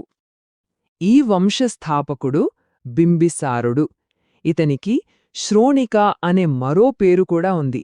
ఇప్పుడు ఈ స్లైడ్లో చాలా ఆసక్తికరమైన విషయమేంటంటే, ఇతను గౌతమ బుద్ధుని సమకాలికుడు. అంటే ఆలోచించండి, ఒకే కాలంలో ఒకవైపు ఒక రాజ సామ్రాజ్యాన్ని నిర్మిస్తుంటే, మరోవైపు బుద్ధుడు ఒక కొత్త తత్వాన్ని ప్రపంచానికి అందిస్తున్నాడు. అద్భుతం కదా? బింబిసారుడు ఒక మాస్టర్ స్ట్రాటజిస్ట్. అతనిది కేవలం యుద్ధమాత్రమే కాదు, దౌత్యం కూడా. ఒక రకంగా చెప్పాలంటే ఆ కాలపు గేమ్ ఆఫ్ థ్రోన్స్ ఆడాడనమాట. పక్కనున్న పెద్ద రాజ్యాలతో పెళ్లి సంబంధాలు, అంటే మ్యాట్రిమోనియల్ అలయన్సెస్ పెట్టుకున్నాడు. దానివల్ల కాశీలాంటి సంపన్న ప్రాంతం కట్నంగా వచ్చింది. కాని అవసరమైనప్పుడు అంగరాజ్యంపై దండెత్తి తన సైనిక శక్తిని కూడా చూపించాడు. అంతేకాదండోయ్, శత్రువైన అవంతిరాజుకు తన పర్సనల్ డాక్టర్ను పంపడం, అది నిజంగా ఒక బ్రిలియంట్ డిప్లొమాటిక్ మూవ్. బింబిసారుడికి సీనియా అనే బిరుదుండేది. దీని అర్థం శాశ్వత సైన్యం కలవాడు అని. ఇది కేవలం ఒక బిరుదు కాదు, it was a game changer. అంతకుముందు రాజులు యుద్ధం వచ్చినప్పుడు మాత్రమే సైన్యాన్ని సమకూర్చుకునేవారు. కానీ ఒక రెగ్యులర్ స్టాండింగ్ ఆర్మీని మెయింటైన్ చేసిన మొట్టమొదటి భారతీయ రాజు బింబిసారుడు. ఇదే మగధ సైనిక శక్తికి పునాది వేసింది. బింబిసారుణ్ణి తరువాత అతని కొడుకు అజాతశత్రువు వచ్చాడు. ఇక అతని ఎంట్రీతో మొత్తం ఆటతీరే మారిపోయింది. ఈ అధికార మార్పిడి చాలా నాటకీయంగా జరిగింది. మగధ విధానాలు పూర్తిగా తలకిందులయ్యాయి. ఈ స్లైడ్ వాళ్ళిద్దరి మధ్యున్న తేడాను పర్ఫెక్ట్గా చూపిస్తుంది. ఒక తరం అంతరమంటే ఇదేనేమో. ఇది రాత్రికి పగలకి ఉన్నంత తేడా. తండ్రి బింబిసారుడు చదరంగమాడితే కొడుకు అజాతశత్రువు ఆ బోర్డునే తిప్పికొట్టాడు. తండ్రి దౌత్యాన్ని నమ్మితే కొడుకు దూకుడుగా విస్తరించడాన్ని నమ్మాడు. అధికారం కోసం కన్న తండ్రినే బంధించి చంపాడని కూడా చరిత్రకారులు చెబుతారు. అజాతశత్రువు పాలనలో చాలా ముఖ్యమైన సంఘటన వజ్జి సమాఖ్యతో యుద్ధం. ఇది 1-2 సంవత్సరాలు కాదు, ఏకంగా 16 సంవత్సరాలు జరిగింది. అతని వ్యూహం చూడండి. మొదట డివైడ్ అండ్ రూల్. తన మంత్రి వత్సకర్ను పంపి వాళ్లలో వాళ్లకే గొడవలు పట్టించాడు. తర్వాత he brought out the big guns. అక్షరాల రథముసల అనే గద తగిలించిన రథం, మహాశిలకంటక అనే పెద్ద రాళ్లను విసిరే యంత్రం. ఇవి ఆ కాలపు సూపర్ వెపన్స్. దీన్నే మనం పురాతన భారతీయ సైనిక టెక్నాలజీ అనొచ్చు. అజాతశత్రువు తర్వాత అతని కొడుకు ఉదయన్ వచ్చాడు. ఇతని అతిపెద్ద ఘనత రాజధానిని మార్చడం. గంగా సోన్ నదుల సంగమం దగ్గర పాటలిపుత్ర అనే కొత్త నగరాన్ని కట్టి రాజధానిని అక్కడికి మార్చాడు. ఇది ఒక వ్యూహాత్మకమైన మాస్టర్ స్ట్రోక్. ఎందుకంటే అది వ్యాపారానికి, సైనిక కార్యకలాపాలకు చాలా అనువైన ప్రదేశం. కాని ఈ గొప్ప పని తర్వాత వరుసగా బలహీనమైన పాలకులు వచ్చారు. దాంతో రాజవంశం పతనం మొదలైంది. హర్యంక వంశం బలహీనపడటంతో ఒక అధికార శూన్యత, అపావ వాక్యూమ్ ఏర్పడింది. మరి మీకు తెలుసుకదా, అధికార శూన్యతను ఎవరో ఒకరు భర్తీ చేస్తారు. అలా మగధలో ఒక కొత్త అధ్యాయం మొదలైంది. కొత్త రాజవంశాలు తెరపైకి వచ్చాయి. ఇది చాలా ఆసక్తికరంగా ఉంటుంది. హర్యంక వంశం అంతం ఒక యుద్ధంతో కాలేదు. అది ఒక ప్రజా తిరుగుబాటు. చివరి రాజు పనికిమాలిన వాడని ప్రజలే విసిగిపోయి నువ్వు దిగిపో అన్నట్టుగా అతన్ని తొలగించి అతని మంత్రి శిశునాగుడిని రాజుగా ఎన్నుకున్నారు. దీన్ని బట్టి ఆ రోజుల్లో కూడా ప్రజాభిప్రాయానికి విలువ ఉండేదని మనకర్థమవుతోంది. శిశునాగ వంశం సాధించిన అతిపెద్ద సైనిక విజయం అవంతిని ఓడించడం. ఇది చాలా పెద్ద విషయం. ఎందుకంటే మగధ, అవంతి మధ్య 100 ఏళ్ల వైరం ఉండేది. ఇది ఆ కాలపు సూపర్ బౌల్ లాంటిది. ఈ విజయంతో ఆ శత్రుత్వానికి శాశ్వతంగా తెరపడింది. ఇక మధ్య భారతదేశంలో మగధ ఎదురులేని శక్తిగా మారింది. శిశునాగుల తర్వాత నందులు అధికారంలోకి వచ్చారు. వాళ్ల స్థాపకుడు మహాపద్మనందుడు ఒక ప్రచండ శక్తి. అతని బిరుదులు చూడండి, అవి చాలా భయంకరంగా ఉన్నాయి. సర్వక్షత్రాంతక్ అంటే క్షత్రియులందర్నీ అంతం చేసినవాడు. ఉగ్రసేనుడు అంటే భయంకరమైన భారీ సైన్యం కలవాడు. ఈ పేర్లే చెప్తున్నాయి ఇతను మామూలువాడు కాదని. ఆ సైన్యం ఎంత భయంకరమైనది! సరే, కొన్ని నంబర్లు చూద్దాం. చివరి నంద రాజైన ధననందుని దగ్గర గ్రీకు చరిత్రకారుల ప్రకారం 2 లక్షల మంది పదాతిదళం అంటే కాల్బలం ఉండేది. 2 లక్షల మంది సైనికులు.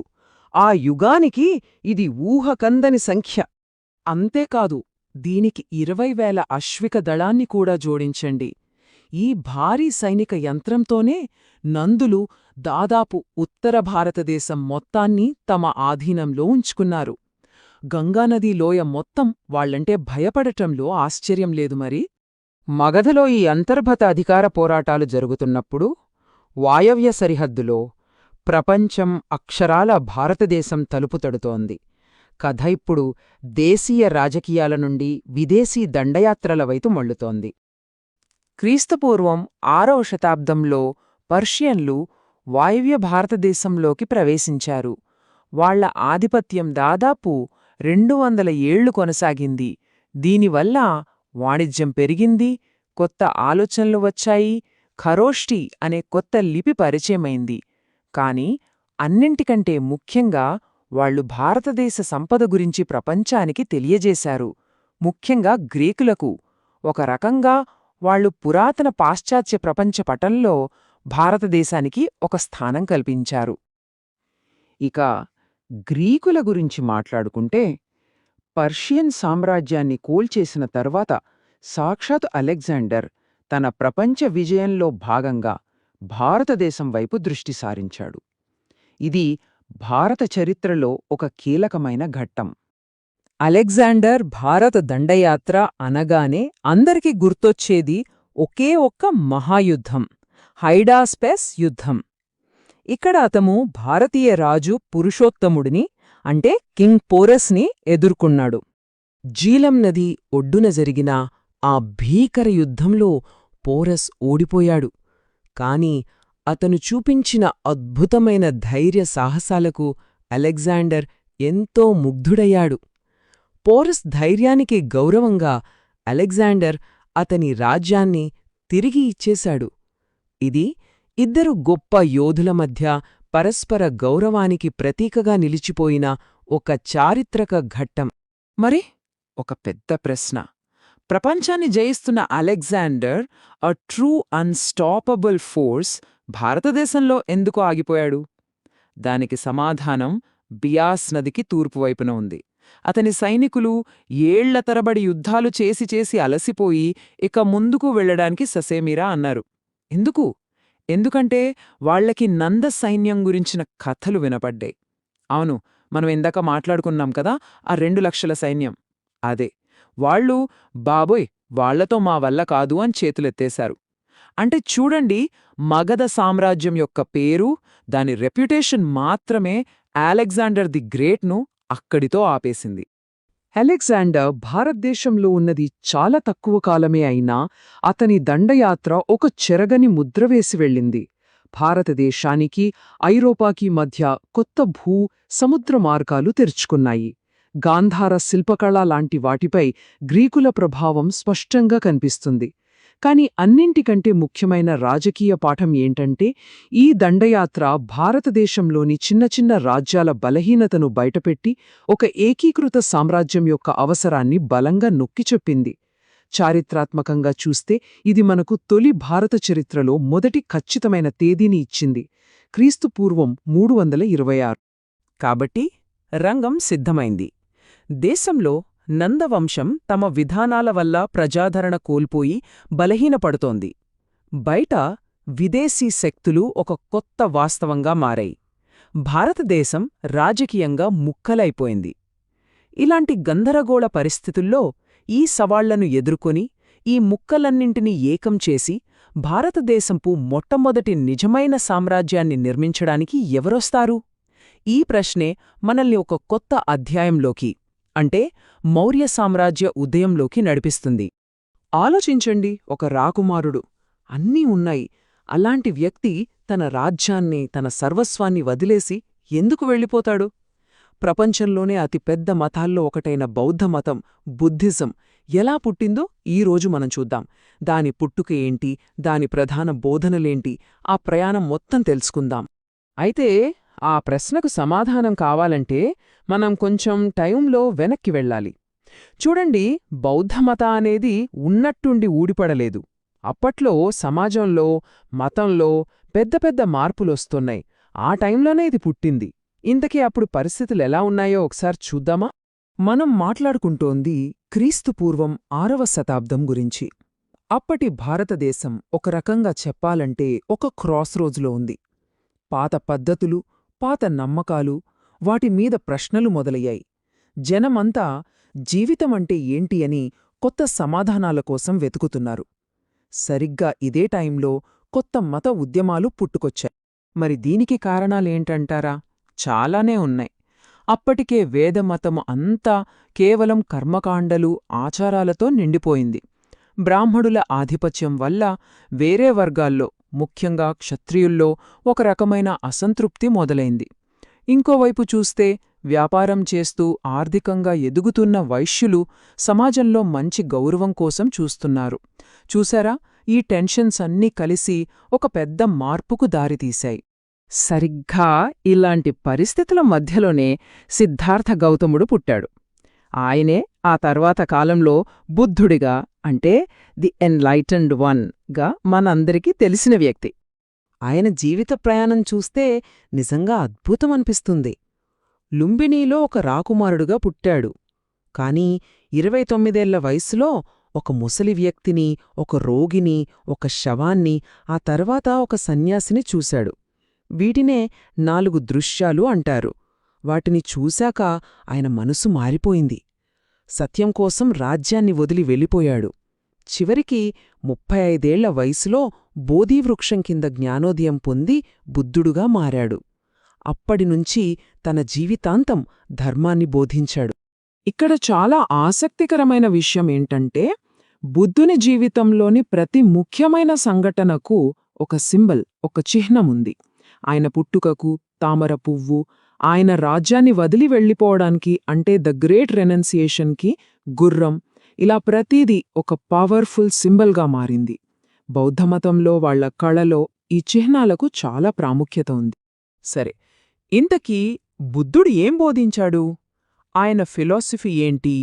అదంతా 4 ఆర్య సత్యాలతో అంటే ద 4 నోబుల్ ట్రూత్స్తో మొదలవుతుంది. మొదటి సత్యం చాలా సింపుల్ అండ్ స్ట్రీట్ ఫార్వర్డ్. జీవితం అంటేనే దుఃఖం, అంటే సోరో. ఇది నెగటివ్గా ఆలోచించడం కాదు, ఇది రియాలిటీ. జబ్బులు, ముసలితనం, ఏదైనా కోల్పోవడం, ఇవన్నీ మన జీవితంలో భాగమే కదా. మరి ఈ దుఃఖం ఎక్కడ్నుంచి వస్తోంది? ఇక్కడే రెండవ సత్యం వస్తోంది.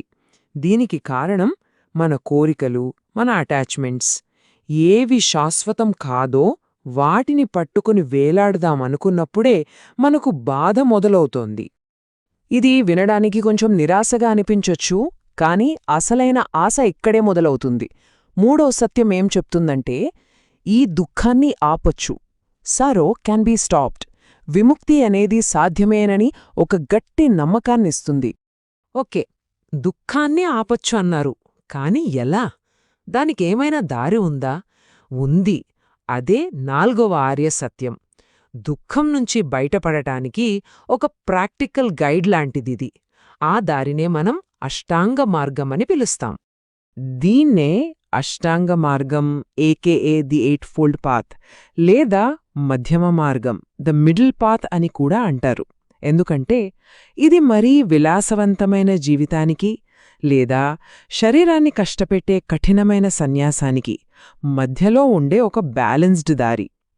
సరైన చూపు, సరైన మాట, సరైన పని, ఇలా ఒకదానితో ఒకటి సంబంధం ఉన్న 8 సూత్రాలు ఇందులో ఉంటాయి. బుద్ధుడు మహాపరినిర్వాణం చెందిన తర్వాత ఆయన శిష్యులకు ఒక పెద్ద బాధ్యత ఎదురైంది. అదేంటంటే, ఆయన చెప్పిన బోధనలన్నిటినీ భవిష్యత్తరాల కోసం జాగ్రత్తగా భద్రపరచాలి, ఒక పద్ధతిలో పెట్టాలి. ఈ పనికోసమే బౌద్ధ సంఘం కొన్ని శతాబ్దాల పాటు మొత్తం 4 పెద్ద పెద్ద సమావేశాలు అంటే బుద్ధిస్ట్ కౌన్సిల్స్ నిర్వహించింది. బుద్ధుడు చనిపోయిన వెంటనే జరిగిన మొదటి కౌన్సిల్లో ఆయన బోధనలను ఒకచోట చేర్చారు. ఇక 4వ కౌన్సిల్ వచ్చేసరికి బౌద్ధమతం హీనయానం, మహాయానం అని 2 ముఖ్యమైన శాఖలుగా విడిపోయింది. ఈ కౌన్సిల్స్ నుంచే మనకు త్రిపీటకాలు అనేవి వచ్చాయి, అంటే 3 బుట్టలు, ద 3 బాస్కెట్స్. ఈ పవిత్ర గ్రంథాల్లో బుద్ధుడి బోధనలు, సన్యాసులు పాటించాల్సిన రూల్స్, ఇంకా ఫిలాసఫీకి సంబంధించిన ప్రసంగాలు ఉంటాయి. ఇవే బౌద్ధమతాలికి మూలస్తంభాల్లాంటివి. సహజంగానే ఒక మతం ఇంత పెద్దగా వ్యాప్తి చెందుతున్నప్పుడు దాన్ని అర్థం చేసుకునే విధానాల్లో కూడా తేడాలొస్తాయి. బోధనల మీద రకరకాల వ్యాఖ్యానాలు మొదలయ్యాయి. ఇదే ఆ తర్వాత కాలంలో ఒక పెద్ద చీలికకు, అ గ్రేట్ స్కిజంకి దారితీసింది. ఇందులో ముఖ్యమైన విభజన హీనయానం, మహాయానం మధ్య జరిగింది. హీనయానమంటే లెస్సర్ వెహికల్. ఇది ముఖ్యంగా వ్యక్తిగత మోక్షం మీద, బుద్ధుడి అసల్ బోధనల మీద కాన్సంట్రేట్ చేసింది. కాని మహాయానం అంటే గ్రేటర్ వెహికల్. అది ఒక్కరి మోక్షం కాదు, అందరి మోక్షం ముఖ్యమంది. అంతేకాదు, బుద్ధుడిలో దైవత్వాన్ని కూడా చూసింది. ఈ మహాయాన బౌద్ధంలోనే బోధిసత్వుడు అనే కాన్సెప్ట్ చాలా ముఖ్యం. అసలు బోధిసత్వుడు అంటే ఎవరంటే, వాళ్లకు జ్ఞానోదయం కలిగినా కూడా మిగతా వాళ్లందరికీ విముక్తి లభించే వరకు తమ నిర్వాణాన్ని వాయిదా వేసుకునే గొప్ప వ్యక్తులు. వాళ్ల కరుణ అలాంటిది. మరి బౌద్ధమతం ఇంతగా వ్యాపించటానికి, ఇన్ని వందల ఏళ్లు నిలబడటానికి ఇంకో ముఖ్య కారణముంది. అదే అప్పటి రాజులు, చక్రవర్తుల నుంచి దొరికిన మద్దతు. ఈ రాయల్ ప్యాట్రనేజ్ అనేది చాలా పెద్ద పాత్ర పోషించింది. ఈ రాచరికపు సపోర్ట్ వల్లే నలంద, విక్రమశిల లాంటి గొప్ప గొప్ప విశ్వవిద్యాలయాలు ఏర్పడ్డాయి. ఇవి కేవలం మఠాలు మాత్రమే కాదు, ఇవి ఆసియా నలుమూలల నుంచి స్కాలర్స్ని ఆకర్షించిన పెద్ద పెద్ద నాలెడ్జ్ సెంటర్స్. ఒక్క రకంగా చెప్పాలంటే ట్రూ ఇంటలెక్చువల్ హబ్స్. ఇందాక మనం కౌన్సిల్స్ గురించి మాట్లాడుకున్నాం కదా. 3వ కౌన్సిల్ ఏర్పాటు చేసిన అశోకుడు, 4వ కౌన్సిల్ ఏర్పాటు చేసిన కనిష్కుడు, ఇలాంటి రాజులు బౌద్ధమతం యొక్క సిద్ధాంతాలని ఒక పద్ధతిలో పెట్టడానికే కాదు, దాన్ని దేశ సరిహద్దులు దాటించి వ్యాప్తి చేయడంలో కూడా చాలా కీలకమైన పాత్ర పోషించారు. చివరగా ఒక్క మాట. బౌద్ధమతం కథ అంటే అది కేవలం ఒక మతం కథ మాత్రమే కాదు. అది ఒక ఆలోచన, ఎలా శక్తివంతమైన రాజ్యాలతో కలిసి ప్రయాణించిందో, ఎలా చరిత్ర గతిని మార్చిందో, ఇంకా ముఖ్యంగా ఈ రోజుకి కూడా ప్రపంచవ్యాప్తంగా కోట్లాది మంది జీవితాల్ని ఎలా ప్రభావితం చేస్తుందో చెప్పే ఒక గొప్ప కథ. ఈరోజు మనం జైనమతం గురించి తెలుసుకోబోతున్నాం. చాలా ప్రాచీనమైన, లోతైన తత్వం ఇది. దాని మూలాలెక్కడున్నాయి, వాళ్ల బోధనలేంటి, వాళ్ల వారసత్వం ఎలా కొనసాగింది, ఇవన్నీ వివరంగా చూద్దాం. సరే, ఈరోజు మనం ఏమేం విషయాలు కవర్ చేయబోతున్నామో ఓసారి చూసేద్దాం. ముందుగా జైనమతానికి మార్గదర్శకులైన 24 మంది తీర్థంకరుల గురించి మాట్లాడుకుందాం. ఆ తర్వాత వర్ధమాన మహావీరుడి జీవితం గురించి, జైనమతం యొక్క ముఖ్య నమ్మకాల గురించి, అందులో వచ్చిన విభాగాలు, పవిత్ర గ్రంథాల గురించి, ఆఖరుగా కళ, చరిత్రలో జైనమతం ఎలాంటి వారసత్వాన్ని మిగిల్చిందో కూడా చూద్దాం. సరే, మరి మొదలు పెడదామా? ముందుగా జైనమతం యొక్క ఆధ్యాత్మిక వంశం గురించి మాట్లాడుకుందాం. అంటే ఈ మార్గాన్ని నిర్మించిన 24 మంది గొప్ప గురువులు, వాళ్ళని తీర్థంకరులు అంటారు. వాళ్ళ గురించి తెలుసుకుందాం. 24 ఈ సంఖ్య చాలా ముఖ్యం. జైన మతం యొక్క చరిత్రను, దాని ఆధ్యాత్మిక లోతును అర్థం చేసుకోవాలంటే ఈ 24 అనే నంబర్ చాలా కీలకమన్నమాట. అసలు తీర్థంకరుడు అంటే ఎవరు? సింపుల్గా చెప్పాలంటే, జనన మరణ చక్రం ఉంటుంది కదా, దాన్ని జయించి మిగతా వాళ్లు కూడా ఆ మార్గంలో నడవడానికి ఒక దారిని చూపించిన గొప్ప ఆధ్యాత్మిక గురువు. ఆయనే తీర్థంకరుడు. ఈ తీర్థంకరుల ప్రస్తావన ఎంత ప్రాచీనమైనదో చూడండి. మొదటి తీర్థంకరుడు రిషభదేవుడు, చివరివారు మహావీరుడు. ఈ రిషభదేవుడు ప్రస్తావన విష్ణుపురాణం, భాగవత పురాణాల్లో కూడా ఉంది. అంతేకాదు, రిషభనాథ, అరిష్టనేమి అనే పేర్లు ఏకంగా ఋగ్వేదంలోనే కనిపిస్తాయి. అయితే ఒక విషయం ఏంటంటే, మొదటి 22 మంది తీర్థంకరులు చారిత్రకంగా ఉన్నారా లేదా అనేదానిపై పూర్తి స్పష్టత లేదు. ఇక్కడ చూడండి, ఇది చాలా ఇంట్రెస్టింగ్ విషయం. ప్రతి తీర్థంకరుడికి ఒక ప్రత్యేకమైన సింబర్, అంటే ఒక చిహ్నముంది. రిషభుడికి ఎద్దు, మహావీరుడికి సింహం, ఇలా అన్నమాట. జైన మతానికి సంబంధించిన కళలో, సాహిత్యంలో వాళ్లను గుర్తుపట్టడానికి ఈ చిహ్నాలే ఆధారం. ఇక 23వ తీర్థంకరుడైన పార్శ్వనాథుడు. ఈయన చారిత్రకంగా ఉన్నారనే ఆధారాలున్న ఇద్దరిలో ఒకరు. ఈయన ఒకప్పుడు బెనారస్ యువరాజు. అహింస, సత్యం, అస్తేయం, అపరిగ్రహం అనే 4 ముఖ్యమైన బోధనలను ఈయనే మొదట స్థాపించారు. ఆయన తరువాత వచ్చిన మహావీరుడికి ఇవే పునాది అయ్యాయి. సరే, ఇప్పుడు 24వ అంటే చివరి తీర్థంకరుడైన మహావీరుడి దగ్గరికి వద్దాం. అసలు ఆయన జీవితం ఈరోజు మనం చూస్తున్న జైనమతాన్ని ఎలా తీర్చిదిద్దిందో చూద్దాం.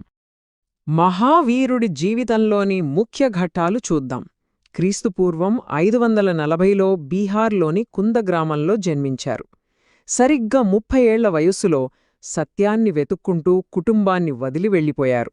12 ఏళ్ల కఠోర తపస్సు తర్వాత 42వ ఏట ఆయనకు కైవల్యం అంటే సర్వోన్నత జ్ఞానం లభించింది. చివరిగా క్రీస్తుపూర్వం 468లో బీహార్లోని పావాపూరిలో ఆయన నిర్యాణం చెందారు. ఆయన సన్యాసం స్వీకరించకముందు ఒక రాజకుటుంబానికి చెందినవారు.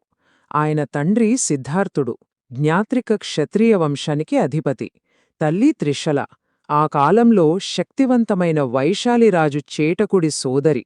అంటే ఆనాటి పాలక వర్గాలతో ఆయనకు బలమైన సంబంధాలు ఉండేవి. ఆసక్తికరంగా ఆయన మొదటి శిష్యుడెవరో తెలుసా? ఆయన అల్లుడైన జమాలి. ఆయన జీవితంలో అత్యంత కీలకమైన క్షణం 42 వయసులో వచ్చింది. రిజుపాలిక నది ఒడ్డున ఒక సాలవృక్షం కింద ఆయనకు కైవల్యం అంటే సంపూర్ణ జ్ఞానం లభించింది. ఆ క్షణం నుండి ఆయన జిన్నుడు అంటే విజేత అని, కేవలిన్ అంటే సర్వజ్ఞాని అని పిలువబడ్డారు. ఆ తర్వాతే తన మొదటి ఉపదేశం ఇచ్చి జైన సంఘాన్ని స్థాపించారు. సరే, మహావీరుడు బోధించిన ప్రధాన నమ్మకాలు ఏంటో ఇప్పుడు చూద్దాం. జైన తత్వానికి ఇవే మూలం. మోక్షానికి మార్గాన్ని చూపించేది కూడా ఇవే. జైనమతం ప్రకారం జీవితానికి అంతిమ లక్ష్యం మోక్షం. మరి ఆ మోక్షం ఎలా వస్తుంది? దానికే త్రిరత్నాలు అంటే 3 రత్నాలు అనే మార్గాన్ని చెప్పారు. అవేంటంటే సమ్యక్ శ్రద్ధ అంటే సరైన విశ్వాసం, సమ్యక్ జ్ఞానం అంటే సరైన జ్ఞానం, మరియు సమ్యక్ కర్మ అంటే సరైన ఆచరణ. ఈ 3 ఒకదానితో ఒకటి ముడిపడి ఉంటాయి. ఇందాక మనం పార్శ్వనాథుడి 4 బోధనల గురించి మాట్లాడుకున్నాం కదా. అహింస, సత్యం, అస్తేయం, అపరిగ్రహం. మహావీరుడు ఆ 4ని తీసుకుని దానికి 5వదిగా బ్రహ్మచర్యం అనే వ్రతాన్ని జోడించారు. ఈ 5ని కలిపి పంచమహావ్రతాలు అంటారు. ఇది చాలా ఆసక్తికరమైన ఫిలోసఫియా. దీన్ని స్యాద్వాదం అంటారు. అంటే కావచ్చు అనే సిద్ధాంతం. దీని ప్రకారం ఏ యొక్క అభిప్రాయమూ సంపూర్ణ సత్యం కాదు, అన్నీ సాపేక్షమే. వాస్తవికతకు ఎన్నో కోణాలుంటాయని, అందుకే మనం సంపూర్ణంగా ఇదే నిజం అని చెప్పకూడదని ఇది చెబుతుంది. దీనివల్ల వేరేవాళ్ల అభిప్రాయాలను కూడా గౌరవించడం అలవడుతుంది. మహావీరుడు బోధనల్లో కొన్ని ముఖ్యమైన విషయాలున్నాయి. ఆయన వేదాల అధికారాన్ని, అందులోని కర్మకాండలను ఒప్పుకోలేదు. సృష్టికర్త అయిన దేవుడున్నాడని కూడా నమ్మలేదు. కాని కర్మ సిద్ధాంతాన్ని, ఆత్మపునర్జన్మను మాత్రం బలంగా నమ్మేరు. అన్నింటికన్నా ముఖ్యంగా సమానత్వానికి చాలా ప్రాధాన్యత ఇచ్చారు. సరే, ఈ బోధనలన్నీ ఎలా భద్రపరచబడ్డాయి అంటే వాటిని గ్రంథాలుగా ఎలా రాశారు? కాలక్రమంలో జైన సంఘంలో ఎలాంటి మార్పులు, చీలికలు వచ్చాయో ఇప్పుడు చూద్దాం. జైనమతంలో 2 ముఖ్యమైన సమావేశాలు అంటే పరిషత్తులు జరిగాయి. మొదటిది క్రీస్తుపూర్వం 300లో పాటలీపుత్రలో జరిగింది. ఇక్కడే 12 అంగాలను సంకలనం చేశారు. చాలా కాలం తర్వాత క్రీస్తు శకం 512లో వల్లభిలో 2వ పరిషత్తు జరిగింది. ఇక్కడ 12 అంగాలు, 12 ఉపాంగాలను ఫైనల్గా కంపైల్ చేశారు. ఈ సమావేశాలు వాళ్ల పవిత్ర గ్రంథాలను కాపాడుకోవడంలో చాలా పెద్ద పాత్ర పోషించాయి. క్రీస్తుపూర్వం 300 ప్రాంతంలో ఒక పెద్ద కరువు వచ్చింది. ఇదే జైన సంఘంలో ఒక పెద్ద చీలికకు కారణమైంది. భద్రబాహు నాయకత్వంలో కొందరు సన్యాసులు కరువు కారణంగా దక్షిణానికి వెళ్లారు. స్థూలభద్రుడి నాయకత్వంలో మరికొందరు మగధలోనే ఉండిపోయారు. దక్షిణానికి వెళ్లినవాళ్లు దిగంబరులుగా, ఇక్కడే ఉన్నవాళ్లు శ్వేతాంబరులుగా విడిపోయారు. ప్రధాన తేడా ఏంటంటే శ్వేతాంబర సన్యాసులు తెల్లని వస్త్రాలు ధరిస్తే, దిగంబర సన్యాసులు పూర్తి నగ్నత్వాన్ని పాటిస్తారు. ఇక చివరి విభాగానికొచ్చేశాం. జైనమతం కళ, చరిత్ర మీద ఎలాంటి ముద్ర వేసిందో, దాని వారసత్వమేంటో ఇప్పుడు చూద్దాం. ఎందరో రాజులు దీన్ని ఆదరించారు, అద్భుతమైన కట్టడాలు నిర్మించారు. వాటి ప్రభావం ఈ రోజుకి మనకు కనిపిస్తుంది. జైనమతాన్ని ఆదరించిన రాజులు, రాజవంశాలు చాలా ఉన్నాయి. ఉత్తర భారతదేశంలో నందులు, చంద్రగుప్త మౌర్యుడు, కళింగరాజు ఖారవేలుడు, అలాగే దక్షిణ భారతదేశంలో గంగా, రాష్ట్రకూట, చాళుక్య వంశాల రాజులు జైనమతానికి గొప్ప ప్రోత్సాహమిచ్చారు. అందుకే ఈ మతం ఇంతగా వ్యాపించి నిలదొక్కుకోగలిగింది.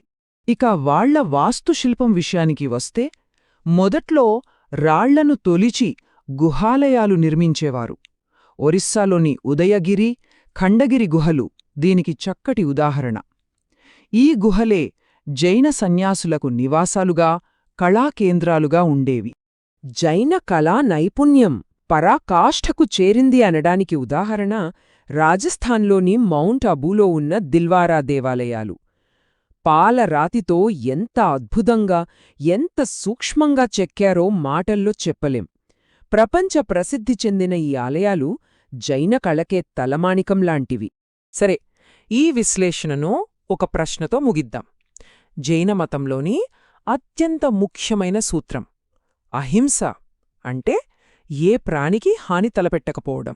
మరి వేల ఏళ్ల నాటి ఈ ప్రాచీన సూత్రం ఈరోజు మనమంతా ఒకరితో ఒకరు కనెక్ట్ అయ్యున్న ఈ ఆధునిక ప్రపంచంలో ఎంతవరకు వర్తిస్తుంది? దీని గురించి ఆలోచించండి.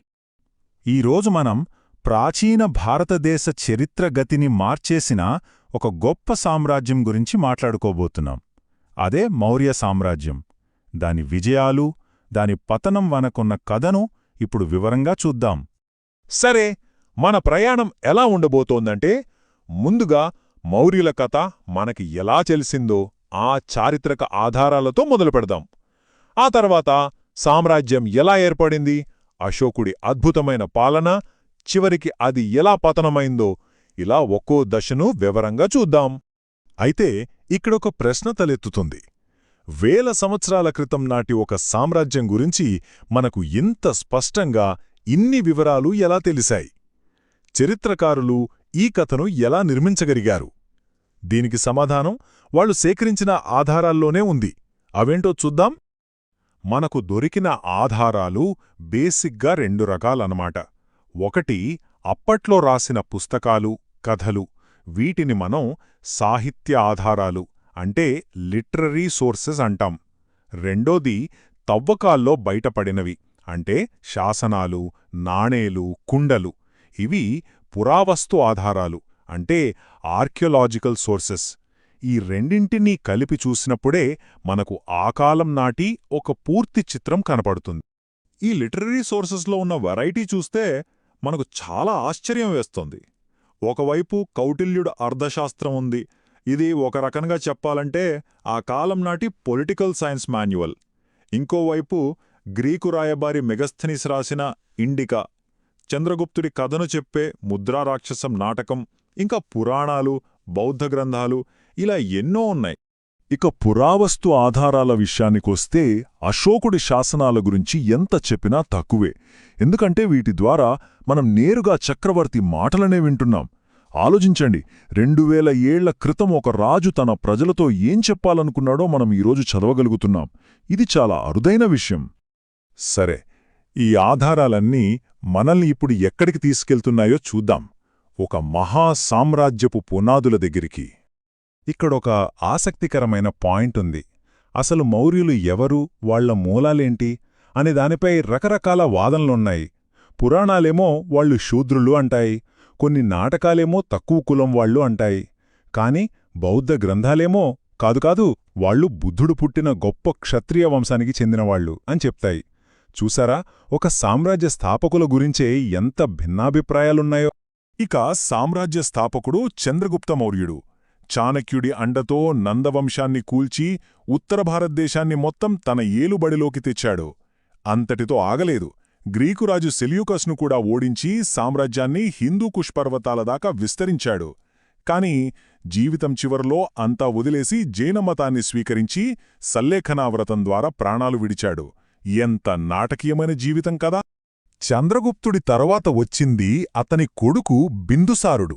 గ్రీకులు ఇతనికి ఒక పవర్ఫుల్ పేరు పెట్టారు, అమిత్రోకేట్స్ అని. సంస్కృతంలో దీని అర్థం అమిత్రఘాత అంటే శత్రువులను నాశనం చేసేవాడు. ఈ ఒక్క పేరు చాలు అతని పరాక్రమం ఎలాంటిదో చెప్పడానికి. ఇప్పుడు మనం మౌర్య సామ్రాజ్య చరిత్రలోనే అత్యంత ముఖ్యమైన ఘట్టానికి, ఆ సామ్రాజ్యానికే తలమానికంగా నిలిచిన అశోకుడి కథలోకి అడుగుపెడుతున్నాం. క్రీస్తుపూర్వం 261. ఈ ఒక్క సంవత్సరం భారత చరిత్ర గతినే మార్చేసింది. ఎందుకంటే ఆ ఏడే జరిగింది కళింగ యుద్ధం. కళింగ యుద్ధంలో జరిగిన భీకర రక్తపాతం, ఆ విధ్వంసం చక్రవర్తి అశోకుణ్ణి పూర్తిగా మార్చేసింది. ఆ యుద్ధభూమిలో అతను చూసిన దృశ్యాలు తన మనసులో చెరగని ముద్రవేశాయి. ఆ క్షణమే నిర్ణయించుకున్నాడు, ఇక యుద్ధాలు వద్దు, సైనిక విజయాలు వద్దు అని. అతని పాలనలోని ఈ మార్పును ఈ 2 పదాలు అద్భుతంగా వివరిస్తాయి. భేరీఘోష అంటే యుద్ధభేరీల మోత. దాన్ని వదిలేసి అతను ధమ్మఘోషను ఎంచుకున్నాడు, అంటే ధర్మం యొక్క పిలుపు. యుద్ధంతో కాదు, ప్రేమతో, ధర్మంతో గెలవాలని నిర్ణయించుకున్నాడన్నమాట. మరి కొత్త ఆలోచనను, ఈ ధర్మాన్ని అశోకుడు ప్రజలకు ఎలా చేరవేశాడు? దానికోసమే తన సామ్రాజ్యం నలుమూలలా రాళ్లపైన, స్తంభాలపైన శాసనాలు చెక్కించాడు. ఈ శాసనాలు కూడా రకరకాలు. కొన్ని పెద్ద పెద్ద బండరాళ్ల మీద చెక్కిస్తే, కొన్నిటిని ఎత్తైన స్తంభాల మీద వేయించాడు. కొన్ని గుహల్లో కూడా కనిపిస్తాయి. తన సందేశం అందరికీ చేరాలనేది అతని ఉద్దేశం. అన్నింట్లోకి ఈ 14 మేజర్ రాక్ ఎడిక్ట్స్ అంటే 14 ప్రధాన రాతి శాసనాలు చాలా ముఖ్యం. ఎందుకంటే వీటిలోనే అతని ధర్మం యొక్క సారాంశమంతా ఉంది. మొదటి 7 శాసనాల్లో చూస్తే సమాజం బాగుండాలి, జంతుబలులు ఆపాలి, ప్రజల సంక్షేమం చూడాలి, అన్ని మతాలను గౌరవించాలి, ఇలాంటి విషయాలపై ఫోకస్ పెట్టాడు. ముఖ్యంగా అన్ని మతాల మధ్య సహనం చాలా అవసరమని నొక్కి చెప్పాడు. తర్వాతి 7 శాసనాల్లో ఈ ఆలోచనను ఇంకాస్త ముందుకు తీసుకెళ్లాడు. ముఖ్యంగా 13వ శాసనంలో కళింగ యుద్ధం గురించి చెప్తూ, ఇకపై యుద్ధం ద్వారా గెలుపు వద్దు, ధర్మం ద్వారానే అసలైన గెలుపు అని స్పష్టంగా ప్రకటించాడు. అర్థం పర్థం లేని వేడుకలను విమర్శించాడు. కాని అశోకుడి కాలంలో అంత గొప్పగా వెలిగిన సామ్రాజ్యం ఆ తర్వాత ఎందుకు పతనమైంది? అసలేం జరిగింది? చరిత్రకారులు దీనికి కొన్ని కారణాలు చెప్తున్నారు. అశోకుడి శాంతి విధానం వల్ల సైన్యం బలహీనపడటం ఒకటి, అతని తరువాత వచ్చిన రాజులు అంత సమర్థులు కాకపోవటం ఇంకొకటి, వీటికి తోడు ఆర్థిక సమస్యలు, పరిపాలనలో లోపాలు, ఇవన్నీ కలిసి సామ్రాజ్యాన్ని బలహీనపరిచాయన్నమాట. ఫైనల్గా ఏం జరిగిందంటే, బయటనుంచి శత్రువులెవరూ దాడి చేయలేదు. క్రీస్తుపూర్వం 185లో చివరి మౌర్యరాజు బృహద్రథుడిని అతని సొంత సైన్యాధిపతే పుష్యమిత్ర శుంగుడు హత్యచేశాడు. అలా ఒక అంతర్గత కుట్రతో 137 ఏళ్ల మౌర్య సామ్రాజ్యం అంతమైంది. ఇది మనల్ని ఒక చివరి ప్రశ్న దగ్గర వదిలేస్తుంది. అశోకుడి ధర్మ విధానం ఆ సామ్రాజ్యాన్ని సాంస్కృతికంగా శిఖరాలకు చేర్చింది నిజమే, కాని అదే శాంతియుత విధానం సైన్యాన్ని నిర్లక్ష్యం చేయడం దాని పతనానికి కూడా కారణమైందా? ఆలోచించాల్సిన విషయమే గదా. ఒక సామ్రాజ్యాన్ని కట్టడం ఒక ఎత్తైతే దాన్ని నడపడం మరో ఎత్తు కదండి. అది 2300 సంవత్సరాల క్రితం దాదాపు మన దేశం మొత్తాన్ని ఏకం చేసిన మౌర్య సామ్రాజ్యం గురించి మాట్లాడుకుంటున్నామంటే వాళ్లు దీన్ని ఎలా సాధించుంటారు? వాళ్ల అడ్మినిస్ట్రేషన్ అంత పక్కాగా ఎలా ఉండేది? ఆ బ్లూ ప్రింట్ ఏంటో పదండి ఈరోజు లోతుగా చూసేది. సో మన ఈ విశ్లేషణలో ముందుగా రాజు, అతని కౌన్సిల్ గురించి మొదలుపెడదాం. తర్వాత వాళ్ల భారీ బ్యూరోక్రసీలోకెళ్దాం. అక్కడినుంచి వాళ్ల ఎకానమీ, ఆర్మీ ఎంత పవర్ఫుల్గా ఉండేవో చూసి అప్పటి సామాన్య ప్రజల లైఫ్ ఎలా ఉండేదో తెలుసుకుని ఫైనల్గా వాళ్లు రాళ్లమీద చెక్కిన తమ చరిత్రతో ముగిద్దాం. రైట్, ఇక మొదటి విభాగానికొచ్చేద్దాం. రాజు మరియు అతని సభ. చూడండి, మౌర్య సామ్రాజ్యం అనేది ఒక పెద్ద మెషీన్ అనుకుంటే ఆ మెషీన్కి గుండెకాయ అంటే హార్ట్ చక్రవర్తి. మొత్తం పవరంతా ఆయన చుట్టూనే, సెంట్రలైజ్డ్ అన్నమాట. మరి ఈ సెంట్రలైజ్డ్ గవర్నమెంట్కి బేస్ ఏంటి? అదే కౌటిల్యుడు చెప్పిన సప్తాంగ సిద్ధాంతం. అంటే ఒక రాజ్యాన్ని మన శరీరంలా ఊహించుకోండి. కౌటిల్యుడు ప్రకారం రాజ్యానికి 7 భాగాలుంటాయి. మంత్రులు, భూభాగం, కోటలు, ట్రెజరీ, ఆర్మీ, మిత్రదేశాలు, ఇలా 7. మరి ఈ 7 భాగాలు ఉన్న శరీరానికి ఆత్మ ఎవరు? చక్రవర్తే. Simple logic. ఆత్మ లేకపోతే శరీరం ఎలా పనిచేయదో రాజు లేకపోతే రాజ్యం లేదు. అంత ఇంపార్టెంట్ అన్నమాట ఆయన రోల్. అయితే చక్రవర్తి ఒక్కడే అన్నీ డిసైడ్ చేస్తాడా అంటే అలా కాదు. ఆయనకు సలహాలివ్వడానికి ఒక మంత్రి పరిషత్ ఉండేది. ఇది మన ఇప్పటి క్యాబినెట్ లాంటిదన్నమాట. ఇందులో ఎవరుండేవారు? ఆబ్వియస్గా నెక్స్ట్ రాజు అయ్యే యువరాజు, చీఫ్ ప్రీస్ట్ అయిన పురోహితుడు, ఆర్మీ కమాండర్ ఇన్ చీఫ్ అయిన సేనాపతి, ఇలా టాప్ లెవెల్ మినిస్టర్స్ ఉండేవారు. సామ్రాజ్యం యొక్క భవిష్యత్తును డిసైడ్ చేసే పెద్ద పెద్ద నిర్ణయాలన్నీ ఇక్కడే తీసుకునేవాళ్లు. ఓకే, ఇక రెండవ విభాగానికి వెళ్దాం, మౌర్యుల బ్యూరోక్రసీ. ఇక్కడొక ప్రశ్న వస్తుంది. రాజధాని పాటలీపుత్రంలో కూర్చుని చక్రవర్తి కాశ్మీర్ నుంచి కర్ణాటక దాకా అంత పెద్ద సామ్రాజ్యాన్ని ఎలా కంట్రోల్ చేయగలిగాడు?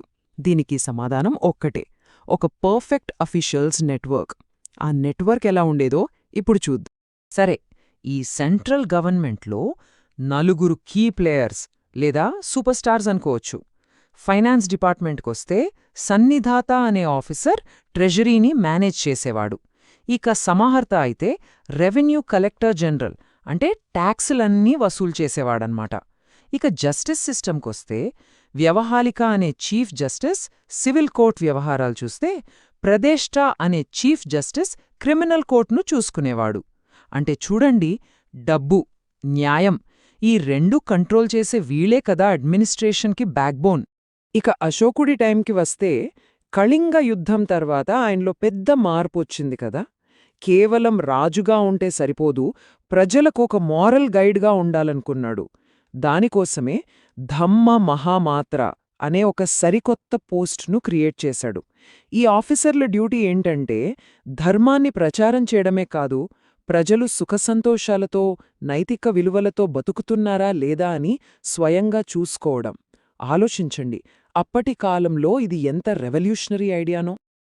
అడ్మినిస్ట్రేషన్ అంటే అంతా రాజధానిలోనే ఉండదు కదా, మౌర్యుల సిస్టమ్ కూడా అంతే. మొత్తం సామ్రాజ్యాన్ని ముందుగా చక్ర అంటే ప్రావిన్సెస్, మన స్టేట్స్ లాగా అన్నమాట, అలా విభజించారు. ఆ తర్వాత ప్రతి ప్రావిన్స్ను మళ్లీ విషయ అంటే జిల్లాలుగా విభజించారు. ఇంకా కింది స్థాయికి వెళ్తే ప్రతి గ్రామానికి గ్రామిక అనే ఒక హెడ్ ఉండేవాడు. చూసారా, సెంటర్ నుంచి విలేజ్ లెవెల్ వరకు ఎంత పక్కాగా ఒక చైన్ ఆఫ్ కమాండ్ ఉందో. ఇక సిటీ అడ్మినిస్ట్రేషన్ సంగతికి వద్దాం.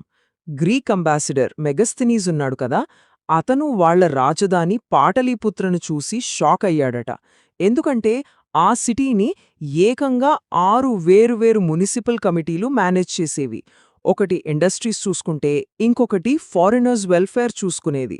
బర్త్ అండ్ డెత్ రిజిస్ట్రేషన్ కోసం ఒక కమిటీ, ట్రేడ్ అండ్ కామర్స్ కోసం ఇంకొకటి. జస్ట్ ఇమాజిన్, 2300 ఏళ్ల క్రితమే ఇంత పర్ఫెక్ట్గా ఆర్గనైజ్ చేసిన సిటీ మేనేజ్మెంట్ అంటే అన్బిలీవబుల్ కదా. సరే, ఇక మూడవ విభాగానికొద్దాం, ఎకానమీ, ఆర్మీ ఇంకా స్పైస్.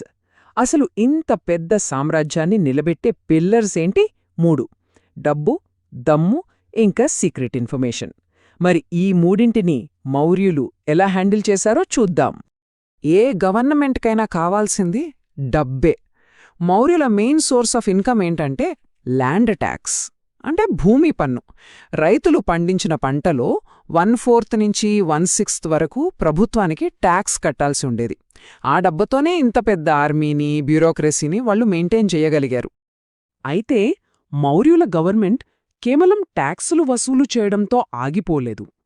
ఎకానమీలో ఆల్మోస్ట్ ప్రతి యాక్టివిటీని కంట్రోల్ చేసేది.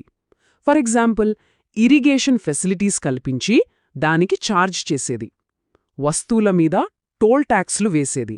అంతేకాదు, మైనింగ్, ఫారెస్ట్ ప్రాడక్ట్స్, ఉప్పు, చివరికి మద్యం, ఇలాంటి వాటన్నింటి మీద స్టేట్కే మొనోపొలి ఉండేది. అంటే ఆ రోజుల్లో ప్రైవేట్ సెక్టార్కి స్కోప్ చాలా చాలా తక్కువ అన్నమాట. ఇక మౌర్యుల ఆర్మీ విషయానికొస్తే అది మామూలు ఫోర్స్ కాదు, ఒక జైజాంటిక్ స్ట్రైకింగ్ ఫోర్స్. లక్షలాది సైనికులతో కూడిన ఆర్మీ మాత్రమే కాదు, వాళ్లకు పవర్ఫుల్ నేవీ కూడా ఉండేది. మెగస్థెనిస్ చెప్పిన దాని ప్రకారం ఈ మొత్తం మిలిటరీని 30 మంది ఆఫీసర్లతో కూడిన ఒక బోర్డ్, ఒక పెద్ద కార్పొరేట్ కంపెనీని నడిపినట్టు నడిపేది. ఓకే, ఇప్పుడు మౌర్యుల సీక్రెట్ సర్వీస్, అంటే వాళ్ళ ఇంటెలిజెన్స్ నెట్వర్క్ గురించి మాట్లాడుకుందాం. వీరిని గుదపురుషులు అనేవాళ్ళు. ఇందులో మళ్ళీ 2 రకాలు. ఒకళ్ళు సంస్థాన్. వీళ్ళు స్టేషనరీ ఏజెంట్స్. అంటే ఒకే చోట ఉండి సైలెంట్గా ఇన్ఫర్మేషన్ గ్యాదర్ చేసే అండర్ కవర్ ఏజెంట్స్ లాంటివాళ్ళు. రెండో రకం సంచారి. వీళ్ళు వాండరింగ్ ఏజెంట్స్. అంటే సామ్రాజ్యం అంతా తిరుగుతూ సమాచారాన్ని చేరవేసే ఫీల్డ్ ఏజెంట్స్ అన్నమాట. ఈ స్పై నెట్వర్క్ వల్లే సామ్రాజ్యం లోపల ఎలాంటి కుట్రలు జరిగినా తెలిసిపోయేది. రైట్, ఇక 4వ విభాగానికి వచ్చేద్దాం. మౌర్యుల కాలంలో లైఫ్ ఎలా ఉండేది? సరే, ఇప్పటిదాకా మనం అడ్మినిస్ట్రేషన్, యుద్ధాలు, ఎకానమీ గురించి చూసాం. మరి ఆ టైంలో ఒక కామన్ మ్యాన్ లైఫ్ ఎలా ఉండేది? దీని గురించి మనకు 2 ఐ విట్నెస్లు అంటే కౌటిల్యుడు, మెగస్తనీస్ ఏం చెప్పారో చూద్దాం. ఫస్ట్, మెగస్తనీస్ చెప్పిన దాని ప్రకారం మన ఇండియన్ సొసైటీలో 7 సోషల్ క్లాసులు ఉండేవట. యాక్చువల్లీ గ్రీకుడైన అతనికి మన క్యాస్ట్ సిస్టమ్ సరిగ్గా అర్థం కాలేదు. అందుకే అతను ప్రొఫెషన్ బేస్డ్ మీద సొసైటీని 7 భాగాలుగా విభజించాడు. ఫిలాసఫర్స్, ఫార్మర్స్, సోల్జర్స్, హర్డ్స్మెన్ ఇలా. ఇది చాలా ఇంట్రెస్టింగ్ పాయింట్. ఎందుకంటే మన సొసైటీని ఒక ఫారెనర్ ఎలా చూశాడో మనకు తెలుస్తుంది. ఇప్పుడు చెప్పబోయే విషయం వింటే కొంచెం ఆశ్చర్యంగా ఉండొచ్చు. కానీ మౌర్యుల కాలంలో మహిళలకు చాలా ఉన్నతమైన స్థానముండేదట. వాళ్లకు విడాకులు తీసుకునే హక్కు, పునర్వివాహం చేసుకునే హక్కు కూడా ఉండేవి. అంతేనా, కొందరు మహిళలు ఏకంగా చక్రవర్తికి పర్సనల్ బాడీగార్డ్స్గా, స్పైస్గా కూడా పనిచేశారంటే నమ్ముతారా? ఇది ఆ కాలానికి చాలా అడ్వాన్స్డ్ థింకింగ్ కదా. ఇక మన చివరి విభాగానికి వచ్చేశాం. రాతిలో సామ్రాజ్యం. చూడండి, కాలం గడిచే కొద్దీ సామ్రాజ్యాలు కూలిపోవచ్చు. కాని మౌర్యులు వాళ్ల స్టోరీని, వాళ్ల పవర్ని రాళ్లమీద చెక్కారు. మరి వాళ్ల ఆర్ట్, ఆర్కిటెక్చర్ మనతో ఏం మాట్లాడుతున్నాయో విందామా? మౌర్యులు వెళ్లిపోయిన కొన్ని వందలేళ్ల తరువాత ఫాహియాన్ అనే ఒక చైనీస్ ట్రావెలర్ పాట్లిపుత్ర వచ్చాడు. అక్కడ పాత రాజభవనాల శిథిలాలను చూసి ఆయన మైండ్ బ్లాక్ అయిపోయింది. ఏమన్నాడో తెలుసా? ఇవి మనుషులు కట్టినట్టు లేవు, ఏకంగా దేవుళ్లే నిర్మించినట్టున్నాయి అని. ఆలోచించండి, ఒక ఫారినర్ అంతలా ఇంప్రెస్ అయ్యాడంటే వాళ్ల ఆర్కిటెక్చర్ ఏ రేంజ్లో ఉండేదో. ఇదే కదా వాళ్ల స్కిల్స్కి అసలైన సర్టిఫికేట్. వాళ్ల గొప్పతనానికి కొన్ని ఎగ్జాంపుల్స్ చూద్దామా? కుమ్రార్లో ఉన్న ఆ భారీ పిల్లర్డ్ హాల్స్, ఇప్పుడు మన నేషనల్ ఎంబ్లెమైన సారనాథ్ లైన్ క్యాపిటల్, కొండలనే తొలిచి సన్యాసుల కోసం కట్టిన బరాబర్ గుహలు, సాంచి, భరత్లలోని ఆ ప్రశాంతమైన స్తూపాలు. వీటిలో ప్రతి ఒక్కటి వాళ్ల ఆర్ట్కి, పవర్కి ఒక పర్ఫెక్ట్ ఎగ్జాంపుల్. అశోకుడు తన కళింగ రాక్ ఎడిక్ట్స్లో ఒకటి చెక్కించాడు, ప్రజలందరూ నా పిల్లలే అని. ఈ ఒక్క వాక్యం చాలు ఒక రాజుగా తన ప్రజల పట్ల ఆయనకు ఎంత బాధ్యత, ఎంత ప్రేమ ఉండేదో అర్థం చేసుకోవడానికి. ఇదే ఆయన పాలనా ఫిలసఫీ. ఒక spy network, different government departments, ఒక సెంట్రలైజ్డ్ ట్యాక్స్ కలెక్షన్ సిస్టమ్. ఇవన్నీ మనం మాట్లాడుకుంటున్నది ఎప్పటి గురించో తెలుసా? 2300 ఏళ్ల క్రితం నాటి సిస్టమ్ గురించి. ఒక్కసారి ఆలోచించండి, మౌర్యులు వేసిన ఈ అడ్మినిస్ట్రేటివ్ బ్లూ ప్రింట్ ఛాయలు ఈరోజు మన మోడర్న్ గవర్నెన్స్లో ఎన్ని కనిపిస్తున్నాయో బహుశా మనం ఊహించిన దానికంటే చాలా ఎక్కువేమో. ఈ ప్రశ్నతోనే ఈరోజు విశ్లేషణను ముగిద్దాం. ఒక పెద్ద సామ్రాజ్యం కూలిపోయి మరో గొప్ప సామ్రాజ్యం మొదలయ్యే మధ్యకాలాన్ని చాలామంది ఒక చీకటి యుగంగా చూస్తారు. కాని మౌర్యుల తర్వాత వచ్చిన ఆ 500 సంవత్సరాలు అస్సలు అలాంటివి కావు. పైకి చూస్తే రాజకీయంగా అంతా గందరగోళంగా అనిపించినా అదే సమయంలో అద్భుతమైన సృజనాత్మకత, ప్రపంచ వాణిజ్యం, రకరకాల సంస్కృతుల కలయికకు అది వేదికైంది. పదండి, ఈ 500 సంవత్సరాల ప్రయాణంలోకి వెళ్లి ఆ సృజనాత్మక గందరగోళం వెనుకొన్న అసలు కథలేంటో తెలుసుకుందాం. ఈ విశ్లేషణలో మనం సమాధానం వెతకబోయే అసలైన ప్రశ్న ఇదే. ఒక సెంట్రల్ పవర్, ఒక కేంద్ర శక్తి లేనప్పుడు ఆ ఖాళీని ఎవరు భర్తీ చేస్తారు? ఎలాంటి కొత్త శక్తులు, ఆలోచనలు, కలలు పుట్టుకొస్తాయి? మౌర్యుల తర్వాత భారతదేశం ఈ ప్రశ్నకు చాలా ఆసక్తికరమైన సమాధానాన్నే ఇస్తుంది. సరే, మనం మాట్లాడుకోబోయే కాలం సుమారు 500 సంవత్సరాలు. క్రీస్తుపూర్వం 185లో చివరి మౌర్యరాజు పతనంతో మొదలై క్రీస్తు శకం 319లో గుప్త సామ్రాజ్య స్థాపనతో ఈ కథ ముగుస్తుంది. ఈ టైమ్లైన్ మన ప్రయాణానికి ఒక రోడ్ మ్యాప్ లాంటిదన్నమాట. మొట్టమొదటగా మౌర్యులు వెళ్లిపోయాక ఏర్పడిన ఆ పవర్ వాక్యూమ్ని నిరపడానికి ముందుకొచ్చిన లోకల్ పవర్స్ గురించి చూద్దాం. వీళ్లంతా మౌర్య సామ్రాజ్య శిథిలాల నుంచే పుట్టుకొచ్చిన వాళ్ళు. మౌర్యుల పతనం తరువాత పొలిటికల్ సీన్లోకి ఎంటరైన మొట్టమొదటి శక్తివంతమైన వంశం శుంగ వంశం. దాదాపు 1 శతాబ్దం పాటు ఉత్తర భారతదేశ రాజకీయాల్లో వీళ్లు కీలక పాత్ర పోషించారు. శుంగవంశం గురించి కొన్ని ముఖ్యమైన విషయాలు చూద్దాం. దీన్ని స్థాపించింది పుష్యమిత్రుడు. ఈయన ఒక బ్రాహ్మణ సేనాధిపతి. బ్రాహ్మణమత పునరుద్ధరణకు ప్రాధాన్యతిచ్చాడు. కాని ఇక్కడే ఒక ట్విస్ట్ ఉంది. ఆశ్చర్యంగా వీరి కాలంలోనే బర్హత్, సాంచీ లాంటి గొప్ప బౌద్ధ స్తూపాలు నిర్మించబడ్డాయి. బహుశా అది వాళ్ల రాజకీయ చతురత కావచ్చు. అంతేకాదు, వాళ్ల వారసుడు అగ్నిమిత్రుడు ఎంత ఫేమస్ అంటే మహాకవి కాళిదాసు ఏకంగా అతన్ని హీరోగా పెట్టి మాళవికాగ్నిమిత్రం అనే నాటకం రాశారు. గొప్ప వ్యాకరణవేత్త పతంజలి కూడా వీళ్ల కాలం వాడే. సో రాజకీయంగానే కాదు, సాంస్కృతికంగా కూడా శుంగులు తమ ముద్ర వేశారు. శుంగుల తరువాత కణ్వ వంశం అధికారంలోకి వచ్చింది. చివరి శుంగరాజును పడగొట్టి వాసుదేవుడు ఈ వంశాన్ని స్థాపించాడు. కాని వీరిది ఒక చిన్న గెస్ట్రోల్ లాంటిది. కేవలం 45 పాలన తర్వాత దక్కన్లో ఉదయిస్తున్న ఒక కొత్త శక్తి వీరిని తెరమరుగు చేసింది. ఇప్పుడు మనం దక్కన్లోనే ఒక పవర్ హౌస్ శాతవాహనుల దగ్గరికి వద్దాం. పురాణాలలో ఆంధ్రులుగా పిలువబడిన వీళ్లు ముఖ్యంగా గౌతమీపుత్ర శాతకర్ణి నాయకత్వంలో ఒక పెద్ద సామ్రాజ్యాన్ని నిర్మించారు. వీళ్లు మనకిచ్చిన వారసత్వంలో 2 విషయాలు చాలా ముఖ్యమైనవి. ఒకటి, పన్ను మినహాయింపులతో భూములను దానం చేసే పద్ధతి. భవిష్యత్తులో మన దేశంలో ఫ్యూడలిజం రావడానికి ఇదొక రకంగా పునాది వేసింది. రెండవది, వీళ్లు సీసంతో అంటే లెడ్తో నాణ్యాలను జారీ చేయడం. అప్పట్లో గోల్డ్, సిల్వర్ కాయిన్స్ కామన్, కాని లెడ్ కాయిన్స్ వేయడం వీరి ప్రత్యేకత. కేవలం పరిపాలనే కాదు, వాళ్ల కళా నైపుణ్యం కూడా అద్భుతం. పశ్చిమ దక్కన్లోని పెద్ద పెద్ద కొండల్ను తొలిచి వీళ్లు ఇలాంటి అద్భుతమైన చైత్యాలను, విహారాలను నిర్మించారు. ఇవి కేవలం కట్టడాలు కావు, ఆనాటి ఇంజనీరింగ్కి, కళాత్మకతకు శాశ్వత నిదర్శనాలు. ఇప్పుడు తూర్పు తీరంలోని కళింగ ప్రాంతానికి వెళ్దాం. అశోకుడు తర్వాత ఇక్కడ చేది వంశం అధికారంలోకి వచ్చింది. అయితే వీరి గురించి మనకు తెలిసిన సమాచారం చాలా వరకు ఒకే ఒక్క ఆధారం నుండి వచ్చింది.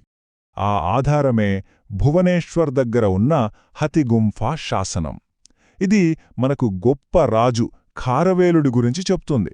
ఇతను జైన మతాన్ని పోషించి జైన సన్యాసుల కోసం ఉదయగిరి కొండలపై గుహలను నిర్మించాడు.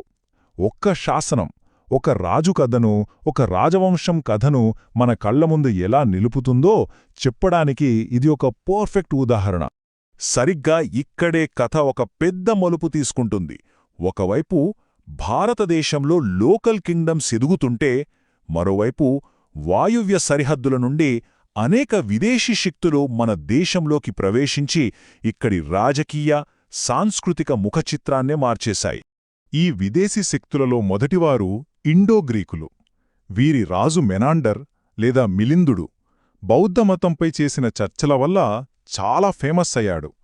కానీ వాళ్ళ అసలు లెగసీ 2 విషయాల్లో ఉంది. ఒకటి, కాయిన్స్. రాజుల ముఖచిత్రాలతో, స్పష్టమైన వివరాలతో నాణేలను జారీ చేసిన ఫస్ట్ రూలర్స్ వీళ్లే. ఇదొక కొత్త ట్రెండ్ సెట్ చేసింది. రెండోది, ఆర్ట్. వీళ్లు తమతో పాటు గ్రీకు కళా లక్షణాలను తీసుకొచ్చారు. అది ఇక్కడ భారతీయ థీమ్స్తో కలిసినప్పుడు గాంధార అనే ఒక అద్భుతమైన కొత్త కళాశైలి పుట్టింది.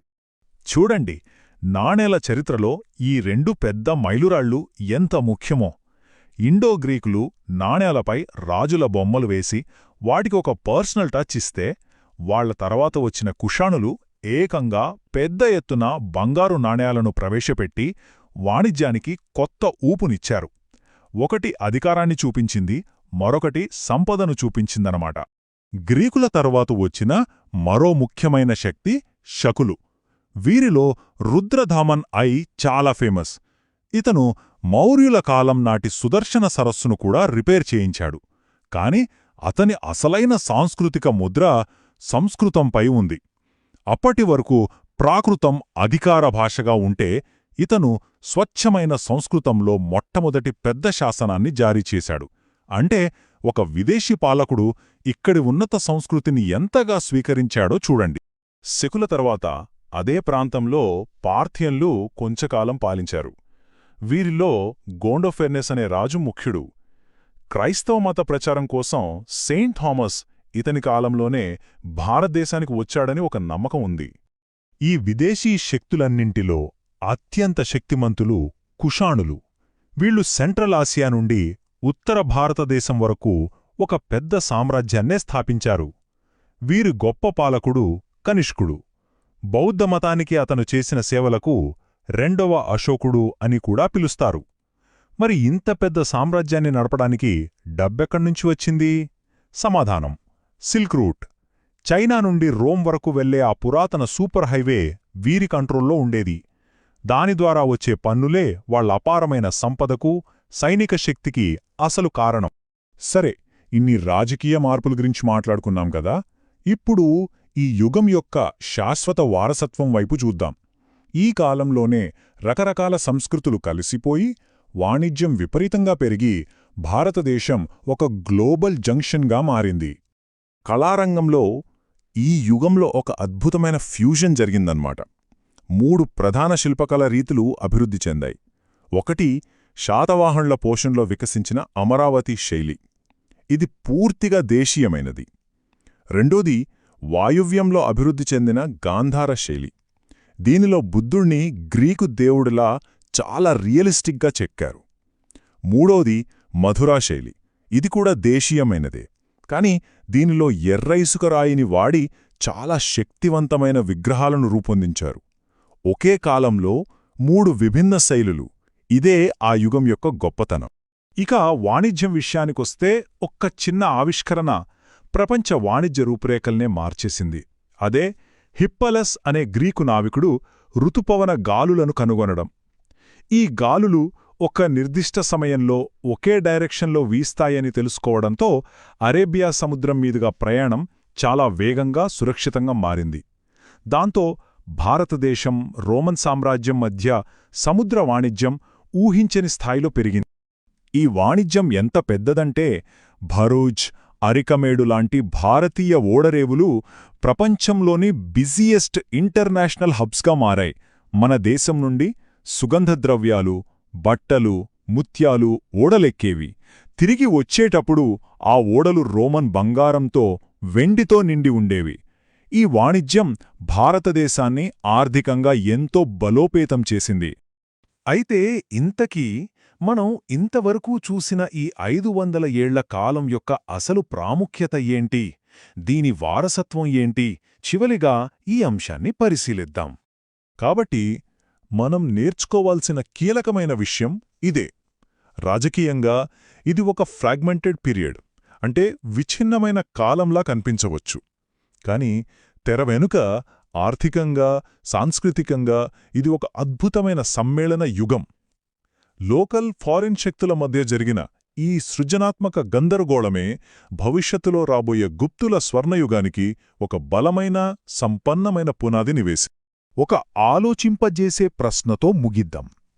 ఒక గొప్ప సామ్రాజ్యం పతనం కావడం వల్ల ఏర్పడిన ఈ గందరగోళం, కొత్త ఆలోచనలు, కళలు, సంస్కృతులు కలిసిపోయి ఒక కొత్త, మరింత శక్తివంతమైన నాగరికత పుట్టడానికి అవసరమైన పరిస్థితులను కల్పించిందా?